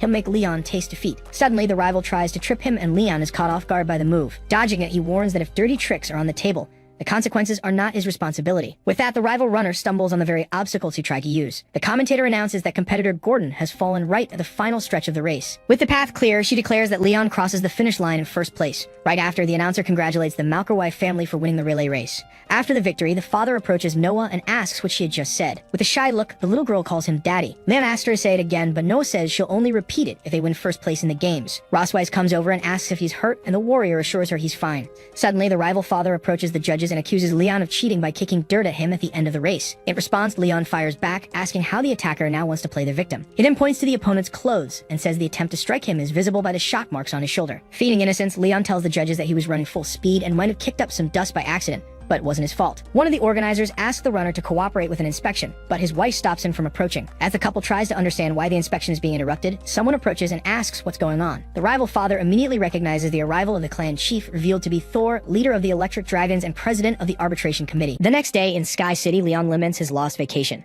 He then writes the word vacation on a foggy window. Lying on a table, he regrets winning the championship. Outside, a little girl points him out to her mother, who tells her not to look. Leon then dramatically says goodbye to his vacation. Rossweiss asks what he thinks of an outfit, and he replies that it's fine without even looking. She then questions him for not turning his head to give his opinion. He turns around, gives a thumbs up, and assures her she looks good in anything. But the woman complains that the outfit doesn't fit well. She approaches a rack with other clothes. Then she picks up a black swimsuit and asks about that one. Rossweiss then shows off the new suit and asks what he thought. With that, Leon is left completely speechless and looks away stunned. He pulls himself together and says he doesn't think it's a good idea for her to wear that. Rossweiss then comments that she thought he liked the outfit. A woman then appears and reveals she has already prepared swimsuits for the girls. Rossweiss questions if he's unhappy with the situation, but Leon denies it. Then she reminds him that the date for the Hot Springs trip can't be changed. She adds that his daughters are looking forward to it, and their happiness will make him happy too. With that, Leon forces a laugh and says he's very happy about the trip. To cheer him up, Rossweiss proposes not to touch him for the next 7 days, but Leon doubts the promise, saying she's always around anyway. She then swears on her reputation as the Silver Dragon Queen that she'll keep her promise. He nervously accepts the deal. Then she whispers that the bet will be harder than he thinks. Leon retorts that he can control himself and wouldn't touch her without a reason. She warns him that if his dragon pattern appears, he's lost, but he accepts the challenge. The next day, they arrive at Floating Cloud Valley. In the hotel lobby, a receptionist identifies them as the Academy's model champion family. Leon just confirms the information for the woman. The receptionist informs them that the Academy will cover all expenses, and Moon comments that the fish in the aquarium look delicious, but Noah corrects her. She then hands the room key card to Leon, who thanks her. He questions why there are only 2 rooms, and the woman asks if he's dissatisfied with the arrangements. The receptionist offers a special honeymoon suite, but Leon immediately refuses. He calls Noah and Moon to go, while the woman wishes them all a happy holiday. Then the family walks down the hotel corridor. Leon realizes he'll have to share a room with Rossweiss again and needs to find a way to avoid it. He then asks his daughters if they want to share a room with him, but they say they want to sleep together. Moon explains that Aunt Issa said everyone should have their own space so they don't bother others. He then laments that his daughter foiled his plan. Noah states she can take good care of Moon, suggesting they should enjoy their time together. Rossweiss hands the room key card to Noah and tells them to call if they need anything. Moon then calls her sister, excited to open their room door. Leon laments that the kids have grown up and don't need him anymore. Rossweiss hurries him along while he realizes that the real test is just beginning. In the room, Rossweiss admires the view from the window. Leon enters carrying the suitcase, and she comments that the scenery here is really nice.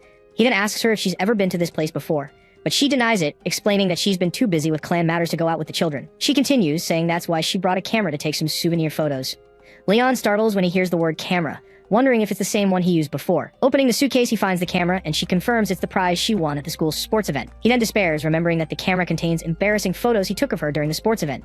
Rossweiss then approaches from behind and asks for the camera. He protects the object and offers to take the pictures, claiming to be a super professional. She questions him about when he became a photographer, and he replies that he's been photographing his master's donkey since he was a kid. She then agrees and invites him for a walk before the barbecue and fireworks at night, and he accepts. The family strolls through the garden, and Leon announces he'll be the photographer for the day, much to the girls' delight. Next, the two little girls pose together for a photo in front of a large statue. Noah approaches a small deer and offers it a carrot to eat. The children comment on Rossweiss's beauty as she poses surrounded by deer. Then Moen points to a carousel and calls for her mother to go play. The woman then tries her luck at a claw machine to get a prize. Leon takes the opportunity to snap a picture, praising her expression. He celebrates having managed to capture a picture of Rossweiss smiling. Then he looks at the photo he just took on the camera's display. She admits the photo turned out well, and Leon brags that he shouldn't be underestimated. Later, in line to buy drinks, she questions him for following her. She then turns around holding a small teddy bear. Leon stares at her, not understanding the situation. Rossweiss offers the bear to him, asking if he didn't give her one in Sky City. He smiles and explains that the one he gave her was the Bear King, while this one is just a cub. The woman then gets annoyed by his comment. She asks if he doesn't want the gift, but Leon quickly says that's not what he said. Meanwhile, sitting on a bench, Moen complains about how long her parents are taking to bring her drink. Noah then confesses that actually she's sometimes jealous of Moen. Her sister, surprised, asks why she would be jealous. The little girl explains it's because she can say anything to their parents without hesitation. Moen says she can do that too, but Noah denies it, saying she can't. She justifies this by saying she's a big girl now and can't just say whatever she wants. A narration explains that Noah wasn't always like this, having been born just 20 minutes before her sister. The two grew up together under their mother's care, exploring the world and learning. To them, their mother was always the most powerful and omnipotent being that existed. But one day, Noah saw her mother next to her unconscious father and realized her fragile side. The little girl then wondered if she could share her mother's responsibilities when she grew up. Since then, the desire to take care of the family grew in her heart, and she began to act like an adult. Noah forced herself to mature quickly, becoming independent and getting good grades. This was all done to prevent her mother from being as sad as she was that day. Back in the present, Moen says she doesn't understand complicated things, but she's also very jealous of her sister. Noah is surprised and asks why she would be jealous. Noah asks how her sister could possibly envy her. But Moen stands up and says she's wrong. She explains that her sister is smart, always looking after her like a grown-up and winning lots of awards. She declares that's why she wants to be just like her sister in the future, which surprises Noah. Noah replies that her sister doesn't know what she'll be like in the future. Moen then asks what she wants to be in the future. She answers she must be what's expected of her, as Leon approaches, teasing that Moen is just like her sister. He then hands the drinks to his daughters, who thank their father. Later that night, a fireworks display lights up the sky. The two sisters watch the light show intently. Sitting on a bench, they agree the trip was worth it after seeing their daughters' reactions. Leon holds the teddy bear and says that as a father, he wants to capture all their moments. He then notices something. Suddenly, Rossweiss appears with the camera and asks him when he took it to look at the photos. He remembers trying to get the photos developed earlier, but the resort's studio didn't offer the service. Rossweiss asks when the photo with the deer was taken, and he realizes his secret photos are next on the camera roll. Desperate, Leon squeezes the teddy bear and gets an idea to get out of the situation. He offers Rossweiss a piece of candy he bought during the day, and she gets ready to take it. He then opens the candy wrapper. Next, he moves closer and offers her the candy. The woman is startled by his sudden closeness. She questions him for getting so close, and he defends himself, saying she seemed to want the candy. Rossweiss then realizes he's been taking pictures all day, but none of himself. She holds the camera and suggests they take a picture together. Leon agrees, but plays it off, saying it's to prevent their daughters from asking why they don't have a photo together. He tells her to get closer to fit in the frame and teases her for making a peace sign. Then, the two of them take a selfie, making the same gesture. Later, a sparkler is lit. Rossweiss and Noah have fun together, playing with the lights.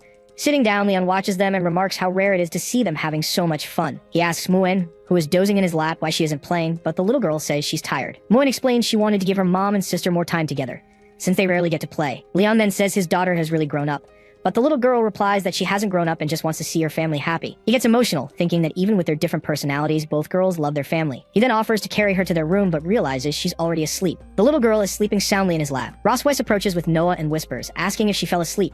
He stands up with Moen in his arms and says it's time to go back. The two watch the scene in silence. Then, Rossweiss turns to Noah and offers to carry her too. The girl looks at her mother, a little surprised by the offer. A moment later, she accepts the invitation with a smile. And so, the family heads back, but the first day of their trip didn't end on a happy note. Suddenly, the scene shifts to a hot spring. Back in the room, the girls say goodnight to their parents and close the door. Leon then flops onto the bed, relieved to finally be able to rest. But Rossweiss asks if he's going to sleep in the same bed as her, and he immediately denies it. He makes up an excuse that he's going to relax in the hot springs for a bit and tells her to go to sleep first. The hot spring bubbles peacefully under the starry sky. Leon relaxes in the water, remarking on what a rewarding day it was. He then starts thinking of an excuse to sleep somewhere else later. Suddenly, a figure approaches from behind him. He's startled to see Rossweiss and asks why she's there, but she questions why he's so suspicious. She explains that the fireworks finale is about to start and asks for the camera to take some pictures. He nervously remembers that the camera is nearby. Rossweiss spots the object on a chair and notices he brought it with him. She walks over to get the camera while he watches in a panic. He then realizes he can't let her get her hands on it. no matter what. Leon moves abruptly in the water and shouts for her to wait. To stop her from grabbing the camera, Leon invites her to join him in the hot spring. Surprised, she asks what he just said. He then repeats the invitation for her to get in the water. Roswes stares at him for a moment in silence. Then she informs him that she brought a swimsuit and tells him to behave himself. But Leon assures her that a good dragon hunter can keep his composure. She tells him to remember what he said and heads to the changing room. Alone, he tries to calm himself down, telling himself that nothing bad can happen. Leon fills with determination, ready to protect the photos at all costs. While waiting, he decides to recite the dragon hunter's honors to distract himself. Soon after, he hears a sound and realizes she's coming back. A woman wearing a purple dress appears at the door. The outfit completely covers her body. Roswes then emerges at the entrance, but she isn't wearing the swimsuit she mentioned. Leon turns to her, completely surprised by what he sees. Leon scoffs at her outfit, assuring her he won't have any reaction. She then glares at him and calls him conceited. Roswes gets into the water and explains the outfit was a gift from her sister, which makes Leon laugh. An awkward silence then settles between the two in the hot spring. He turns away, relieved that her swimsuit is quite conservative. But the woman provokes him, asking if he's scared. Leon then turns back and states there's nothing to be afraid of. Suddenly, he points at her in shock and yells about her swimsuit. It turns out the outer garment was just a cover-up, and underneath she was wearing a swimsuit. She laments that she hadn't imagined her sister's gift would come with a surprise. But right after, the woman looks at him with a smirk. Then she moves closer to him and asks what he thinks. Leon questions why she didn't just change before coming back. Roswes teases him, asking if the great dragon hunter is uncomfortable. He realizes he's being played and needs to find a way to break the stalemate. Leon recognizes she's following her usual patterns. Her routine starts with the first step, provocation. Next, the second step is to flirt with him. Finally, the third step is to shift all the responsibility to him. So Leon decides he needs to use this situation to his advantage. He claims not to be afraid and challenges her, asking how she'd react if he revealed his dragon pattern first. Roswes stares at him. She guarantees she can perfectly control her impulses and never loses control. Leon dares her to accept the bet to prove her confidence. Roswes accepts without hesitation, but he asks what will happen if she loses. Then she promises that if he wins, she'll give him 7 more days off. He accepts the deal, certain that Roswes has taken the bait. Suddenly, Leon points to the fireworks and suggests they watch them first. Roswes asks if one of the fireworks looks like her dragon pattern, but he says no. To avoid any visual stimulation, he decides not to look at her. Suddenly, he wonders why she started singing out of nowhere. Roswes explains that the dragon pattern is like little stars. She asks what he thought of the song, but Leon replies it's no better than his bath song. Then Roswes shouts that her dragon pattern is glowing. Leon is shocked, not understanding how that's possible. But she reveals it was a lie and that the pattern didn't actually light up. He realizes Roswes has already started trying to enchant him. With that, he decides he can't be left behind, and his tail emerges from the water. Leon lifts his tail out of the water, and she stares at him, confused. Roswes asks what he's doing. He explains that he can't hold her hand to watch the show, he can hold her with his tail. She demands that he let her go immediately. Roswes screams for him to let go again, but Leon refuses to obey. She grabs him and warns that the tail is his most vulnerable point and that she will defeat him. In that same instant, she shudders at his touch. Roswes realizes he's trying to trick her into taking the initiative. So she asks what's wrong with holding hands to watch the fireworks and holds out her hand to him. Leon hesitates, wondering why his heart is beating so fast. He considers that small, ambiguous move to be a game changer. Their hands join. Leon feels it's impossible to defend against that move. Roswes whispers for him not to resist so they can end the challenge, but he pulls his hand away and declares he won't be enchanted by her. Leon agrees that enduring the situation isn't pleasant. He taunts her, saying she's also doing her best to hold back. Suddenly, a pattern on his back begins to glow. Then the two of them kiss under the fireworks. The next day, Noah knocks on the door and shouts for her parents to wake up. Moon approaches and asks her sister what's going on. Noah says it's supposed to be their mom's turn to get weak, and Moen wonders where their dad went. Then, Moen asks if they need to offer a tribute for him to show up, but her sister accuses her of just wanting steak. Noah decides to go eat first and says she can take her sister if their parents don't show up. Meanwhile, Leon and Roswes are sleeping in the same bed. He slowly opens his eyes. Leon sits up in bed. He remembers that last night they both failed the dragon pattern challenge. With that, he recalls kissing Roswes during the moment of confusion.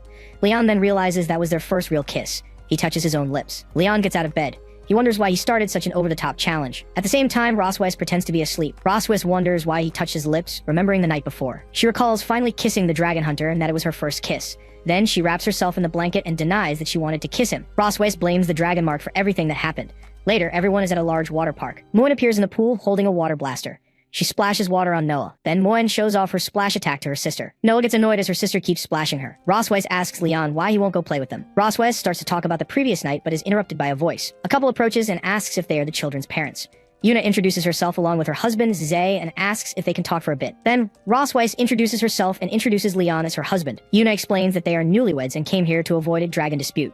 Roswes reflects that she needs to keep an eye on Constantine's movements. Yuna comments that they seem to have a good relationship, and Roswes replies that many dragons have said the same thing. Leon notes that even with children, they only kissed for the first time the night before. Yuna says she envies their family for having 2 lovely children. She reveals she's thinking about having children and asks for their advice. Roswes replies that she just agreed with him without thinking much about it. Leon notes that the female dragon is very good at making up stories. He advises that this kind of thing happens naturally and that there's no reason to be afraid. Zay asks how Leon resolves their fights, and Yuna admits she sometimes likes to have the last word. Leon is at a loss for how to answer the question. He teases her, saying that despite her appearance, she likes to act cute. Then Roswes tickles him, saying he's embarrassing her. Zay observes their interaction. Leon explains that every woman, no matter how strong, will still show her fragile side. He finishes by saying that in those moments, a man must stand up and protect his wife. He concludes that this is what it means to be a good and responsible man. With the end of the 7-day trip, life returns to normal at the Silver Dragon Castle. Roswes asks a servant if she found the tigers, and the woman confirms. She reports that she found the hideout on the outskirts of the Empire, a secret location protected by barriers. Roswes questions why they would hide there and how they managed to reach such a high place. Her servant warns her that the human named Tiger is extremely powerful and could defeat her easily. Roswes reflects that even with Shirley's weak combat ability, she is one of her confidants. With such a high assessment, she concludes that Leon's master is not a simple person. Shirley then reveals she was discovered, but they let her go to deliver a message. She informs him that he wishes to see Roswes. Roswes assesses the situation. She decides that, in that case, they need to meet and leaves, flying with her dragons. A few hours later, they arrive at a waterfall. Shirley points to the waterfall and says the couple awaits her inside, but she must go alone. Roswes instructs her on what to do if she doesn't return in an hour. Next, she passes through the waterfall, protected by a barrier, while someone prepares tea. Roswes stares at him. She recognizes him as Leon's master. He invites her to sit, and she comments that Leon was the only dragon hunter she found difficult to face. She notes the man before her has the same pressure as Leon, or perhaps even greater. Roswes reveals she waited 2 years for an opportunity to meet him. She asks directly about Leon's condition. The master replies that he is still alive. She recalls he was her prisoner, and the man says he's relieved his stubborn pupil is alive. He states that Leon paid the price for someone to find his whereabouts. Then the master asks her to stop Leon from escaping to the Empire next year. Roswes asks for the reason, questioning why he doesn't want to rescue his disciple. He explains that 2 years ago, the return of the defeated dragon hunters caused great fury in the Empire. With that, the Empire blamed a traitor within the dragon hunter army for the war's failure. Roswes understands that with his whereabouts unknown, Leon became the perfect culprit. The master confirms, saying it's better for him to stay with her and survive, as his life will be in great danger if he returns to the Empire now. Roswes agrees to keep him under her watch, but sets one condition. She demands to know all information about Leon, especially his dark childhood history. His master finds the request rather peculiar. Then he hands her a chest, explaining it contains all the love letters Leon received. He says the letters were for Leon's future wife, so the final decision on what to do with them is hers. Roswes smiles, stating that Leon's day has finally come. The master observes her, questioning her sudden interest in the captive. She then finds a drawing among the letters. He explains that Leon, at 6 years old, liked tall girls with silver hair and a cold appearance. He himself reacts to the coincidence of his description. Her features exactly match the girl Leon described. Roswes asks for more information, but the master says he can't betray his apprentice any further. Then she shows him a recent photo of his beloved disciple. He asks her to wait and says he will show her Leon's first love. Roswes wonders what Leon's first love could be. Leon's master arrives with a donkey and apologizes for the delay, explaining the animal woke up irritated. Roswes then asks, shocked, if Leon's first love is a donkey. He laughs and confirms it is. He then explains that Leon could never tame the animal, which followed him all day, and he considered it his childhood love. Leon's master reveals the young man has marks on his nose from a kick he took from the donkey. Roswes sighs, relieved by the story. She realizes she felt relieved. Then she stares at the animal and concludes there's no reason to be nervous. She turns, stating she will leave the photos and go, but she asks the master for proof that Leon is still alive. Roswes tosses a card to him and says Leon will understand the message. She says goodbye, declaring this might be their first and last meeting, and she states that for Leon, she doesn't just want 1 year of his life. Then she disappears in a flash of energy. Leon's master watches the spot, questioning the meaning of her words. Leon's master notices the card left a piece of metal behind. He is startled by the object. Then a woman approaches as he laments Leon's name. Charlotte Poseidon, his wife, appears and asks if the young man is okay. He hands her the photos, saying Leon's life is better than one can describe. Charlotte looks at the family picture and comments that the boy is living better than his master. Afterward, she asks him if he has made a decision. Tiger grabs his weapon and states it's time to restore his apprentice's reputation, and he declares this will be a gift for his granddaughters. At the Silver Dragon Castle, the night deepens. Leon thinks Roswes is acting strange as she disappeared for 2 days without warning. He questions a servant about Her Majesty's whereabouts, who replies she left on business. Back in the present, he hears that she would prepare dinner personally as soon as she arrived. Roswes appears with the meal, but he feels something is wrong. She invites him to eat with her. Moen gets excited seeing the steak her mother made looks delicious, but Leon is stunned, asking why his plate is full of carrots. Roswes then informs him it's a vegetable salad. He yells that there are only carrots, and she corrects him, calling it a carrot salad. Moen asks if her daddy doesn't like carrots, leaving him speechless. Roswes reminds him that he always tells Moen not to be a picky eater, so Leon states he will eat it all. He suspiciously, wondering if she discovered his weakness. Suddenly, Roswes remembers something, and she informs him she needs to talk to him in his room tonight, leaving him shocked. Later, the bedroom door opens. Roswes enters the room. Leon, sitting on the bed, pretends to read a book as she approaches. She stands beside the bed and asks if he's nervous, but he denies it. Then the woman sits in a nearby chair and asks for his attention. She insists that he come closer. Leon, already in his pajamas, approaches her and asks if she missed him after not seeing him for 2 days. Roswes confirms and asks him to turn off the lights. Then the bedside lamp is turned off. They lie side by side on the bed, but half an hour later, nothing happens. He hides under the blanket, wondering what's going on. Then he whispers, asking if she's really just sleeping. With one eye half open, she asks what else he was expecting. He turns away and replies that he just wants to sleep. Leon then decides to save his energy, planning to turn the tables when she least expects it. The clock on the nightstand marks the passing of time. Suddenly, Rosweiss opens her eyes. She sits up in bed and picks up the clock, and she remembers the master's advice that at 2:30 in the morning, Leon might reveal his thoughts in his sleep. Rosweiss moves closer to him and decides to run a simple test first, so she asks for the name of his youngest daughter. Leon answers Muen in his sleep, and she confirms the plan is working. She asks him what kind of girl he likes, and he replies that he prefers tall girls with silver hair. Next, she asks why he rejected girls who looked like that in school, and he says he didn't like her. Rosweiss gets annoyed as he hesitated for 5 seconds before rejecting her. She insists on knowing what else he likes, and Leon replies that he prefers mature women with an elegant style. Rosweiss asks if he'd like to see his classmates in that kind of outfit, but he denies it. She then presses him to know who he would like to see in that outfit. With a smile, he whispers the name Rosweiss. She is completely stunned by the answer, and she reacts embarrassed by the unexpected confession. Rosweiss wakes him up and demands to know why he wants to see her in a bunny girl outfit. He starts to explain why, but falls fast asleep. She realizes he fell back asleep at the crucial moment. Rosweiss warns him that next time she'll make him embarrass himself while he sleepwalks. The next afternoon, Muen is playing outside the Silver Dragon Castle. Leon then asks Rosweiss when she left the previous night, and she replies that it was after he fell asleep. She teases him, asking if he's disappointed about it, but he replies that the castle is hers and she can sleep wherever she wants. Rosweiss reveals that she heard him talking in his sleep, and he asks, startled, what he said. She lies, saying he seemed to regret not accepting a classmate's confession. Leon denies everything, explaining that he was too focused on serving his country to think about love. She suggests that dreams can reveal true feelings, but he continues to deny it. Muen, who was picking flowers, reacts to a sound. Then, she calls for her sister and runs towards a pillar of light, as Leon tells her to slow down. Noah appears with Muen and announces that she's back. Leon notices an object in Noah's hand and asks what it is. Noah explains that it's a homework assignment from her academy. They read the assignment, which is to write an 800-word essay about family and happiness. Rosweiss is surprised to learn it's a competition, and Noah says the other families are dragons and cocoons. Then, the girl states she wants to use her family's unique advantage as viviparous dragons. Moana asks what that advantage would be, and Noah prepares to tell her. Next, she shouts that the advantage is mommy and daddy's love, leaving them both shocked. Leon and Rosweiss look at each other, questioning their love. Noah asks for help finding materials and inspiration, and Muen gets excited to watch. Leon agrees to help, and Rosweiss asks Noah how they should cooperate. The girl then orders them to go on a date in Sky City the next day. The next day in Sky City, the two of them wear matching couples' outfits prepared by their daughters. Leon suggests they start the date, and she agrees. He questions if Noah even knows what a date is, but Rosweiss claims she's a child who knows a lot. Next, he asks if she's ever been on a date, and she replies that she's been busy for hundreds of years. Leon also reflects that he spent his life focused on studies, his career, and raising his daughters. They both then realize they have no experience with dates, but Rosweiss confidently states that she already prepared the night before. Leon is startled to realize she only read romance novels. He then admits he also looked up information and listed common activities for couples. Rosweiss shows him a list of activities that don't involve excessive physical contact. Then Leon gets excited and declares they will give Noah the perfect material for her essay. At the zoo, Noah jots down notes while Muen eats ice cream. Afterward, they stroll through a clothing fair under the watchful eyes of their daughters. During a musical, Leon and Rosweiss fall asleep, but the girls keep watching. Suddenly, the show's host picks them from the audience. As part of the attraction, Leon gets on one knee and proposes to her. He places the ring on her finger as their daughters watch the scene. Next, the couple arrives at a fortune-telling tent. A fortune teller introduces herself and asks Rosweiss if she's a Scorpio. Surprised, she confirms her birthday is on October 25th and asks how the woman knew. The fortune teller explains that Scorpio girls are emotional and intense, despite seeming cold on the outside. Leon whispers that it's just a trick to fool kids, but she adds that for them, love is an all-or-nothing matter. Then, the woman turns to him and asks if he's a Leo, and he confirms it. She shakes her head, stating that their signs are very incompatible. Leon has a sudden revelation. He calls her Master, and concludes that their signs' incompatibility is the reason for their fights. The fortune teller advises him to give Rosweiss more security and express his love more. Leon then reflects on the idea of expressing love for her. Suddenly, the two feel a strong connection, and the fortune teller confirms that this was her intention. Afterward, she offers to use her crystal ball to predict their near future. She asks him to place his hand on the crystal ball, and Leon agrees. Then, he places his hands on the object. The psychic claims she sees iron bars and weeds in her crystal ball. Then, she reveals he's been in prison, leaving him shocked, while Rosweiss laughs at the situation. She offers to help him escape this prison for 100 gold coins. Leon is suspicious, but Rosweiss offers financial support for him to avoid disaster. He tells her they should leave, saying they shouldn't fall for this kind of trick. The psychic tries to stop them from leaving, revealing they will have children in the future. She insists she's not kidding and that they will indeed have many children. Once outside, Rosweiss asks why he didn't want to continue with the reading.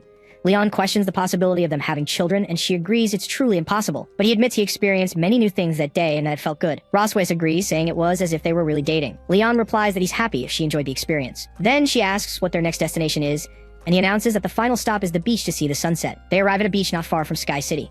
Leon excitedly declares that the last stop on their date today is the beach. Rosweiss looks around and asks if he doesn't find the atmosphere a bit cheesy as they watch other couples on the beach. Leon then agrees that the place is a date paradise and suggests they go somewhere with fewer people. They walk along the shore at sunset. He notices the sunlight has dyed Rosweiss's hair a golden color.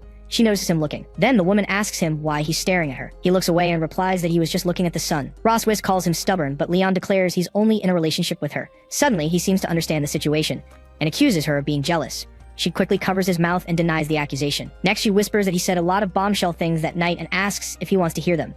He shakes his head no, scared by the suggestion. She laughs, says she won't tell, and runs off while he chases after her, asking what else he said in his sleep.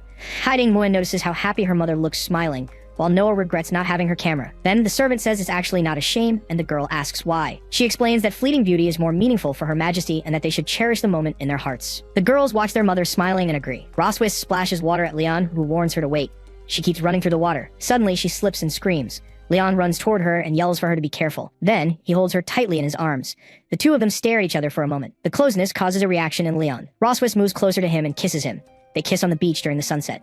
The servant smiles and gently turns the girls' faces away, saying this was a private moment for the two of them. Leon reflects for a moment on the beach. Roswis then states that the perfection of a story depends on its ending. She holds out her hand, asking if he dares to hold the hand of the least compatible Scorpio. He smiles at the taunt. Then he takes her hand and says there's nothing to fear. Hand in hand, they walk along the beach as their date ends with the sunset. Sometime later, Noah wins the essay contest by describing her parents as a loving and strange couple. That night, a light is on in the room. Leon is looking for something under the bed. Next, he gets up from the floor. He reveals that he secretly printed photos of her in a kitten costume from an old festival and needs to hide them well. He sits on the floor, wondering where he should hide the last photo. Suddenly, someone enters the room. Leon turns around, startled by the sound. He quickly hides the photos in a drawer. He hurries back to his spot. Roswis enters the room and finds him reading on the couch. Leon then asks if she's turning in for the night, hoping she would stay a little longer. She smiles and asks if that's not possible. He agrees, telling her to do as she pleases. Leon thinks that he now has the upper hand to deal with any of her tricks. She sits next to him and asks if he likes bunny girls. Startled, he yells and wonders if his secret photo collection has been discovered. Roswis then reveals he talked in his sleep about wanting to see his classmates dressed as bunny girls. Leon denies it and declares that if he were to ask, he would ask her to wear the outfit. She's surprised to realize he took the chance to reveal his true feelings, but she decides to tease him a little more, and states that he can dream on, because she will never wear a bunny girl outfit for him. He concludes that since she didn't find the photos, he still has the advantage. Then Leon smiles and asks what she would do if she wore the bunny outfit. Roswis warns him that if he plans to use magic to force her, his tricks won't escape her sight, and then she challenges him, saying that if he succeeds, she'll have to publicly admit that he won the argument. Leon stares at her and asks if she's serious. She confirms, but reminds him to think about the consequences if his little plan fails. Then he gets up from the couch, and states he doesn't need any tricks as he opens a secret compartment. Leon explains that he's already done everything he needed to. Next, he throws a photo of her in a bunny costume onto the table, calling it a masterpiece. Roswis glares at him as he reveals another photo, calling it a once-in-a-lifetime opportunity. He spreads several photos on the table, declaring the last one the final art. An aura of energy erupts around her. She asks when the photos were taken, and Leon realizes the dragoness is furious. He tells her to calm down and reminds her of the days she was unconscious due to the blood curse. With a dark expression, she asks if he intends to use this against her.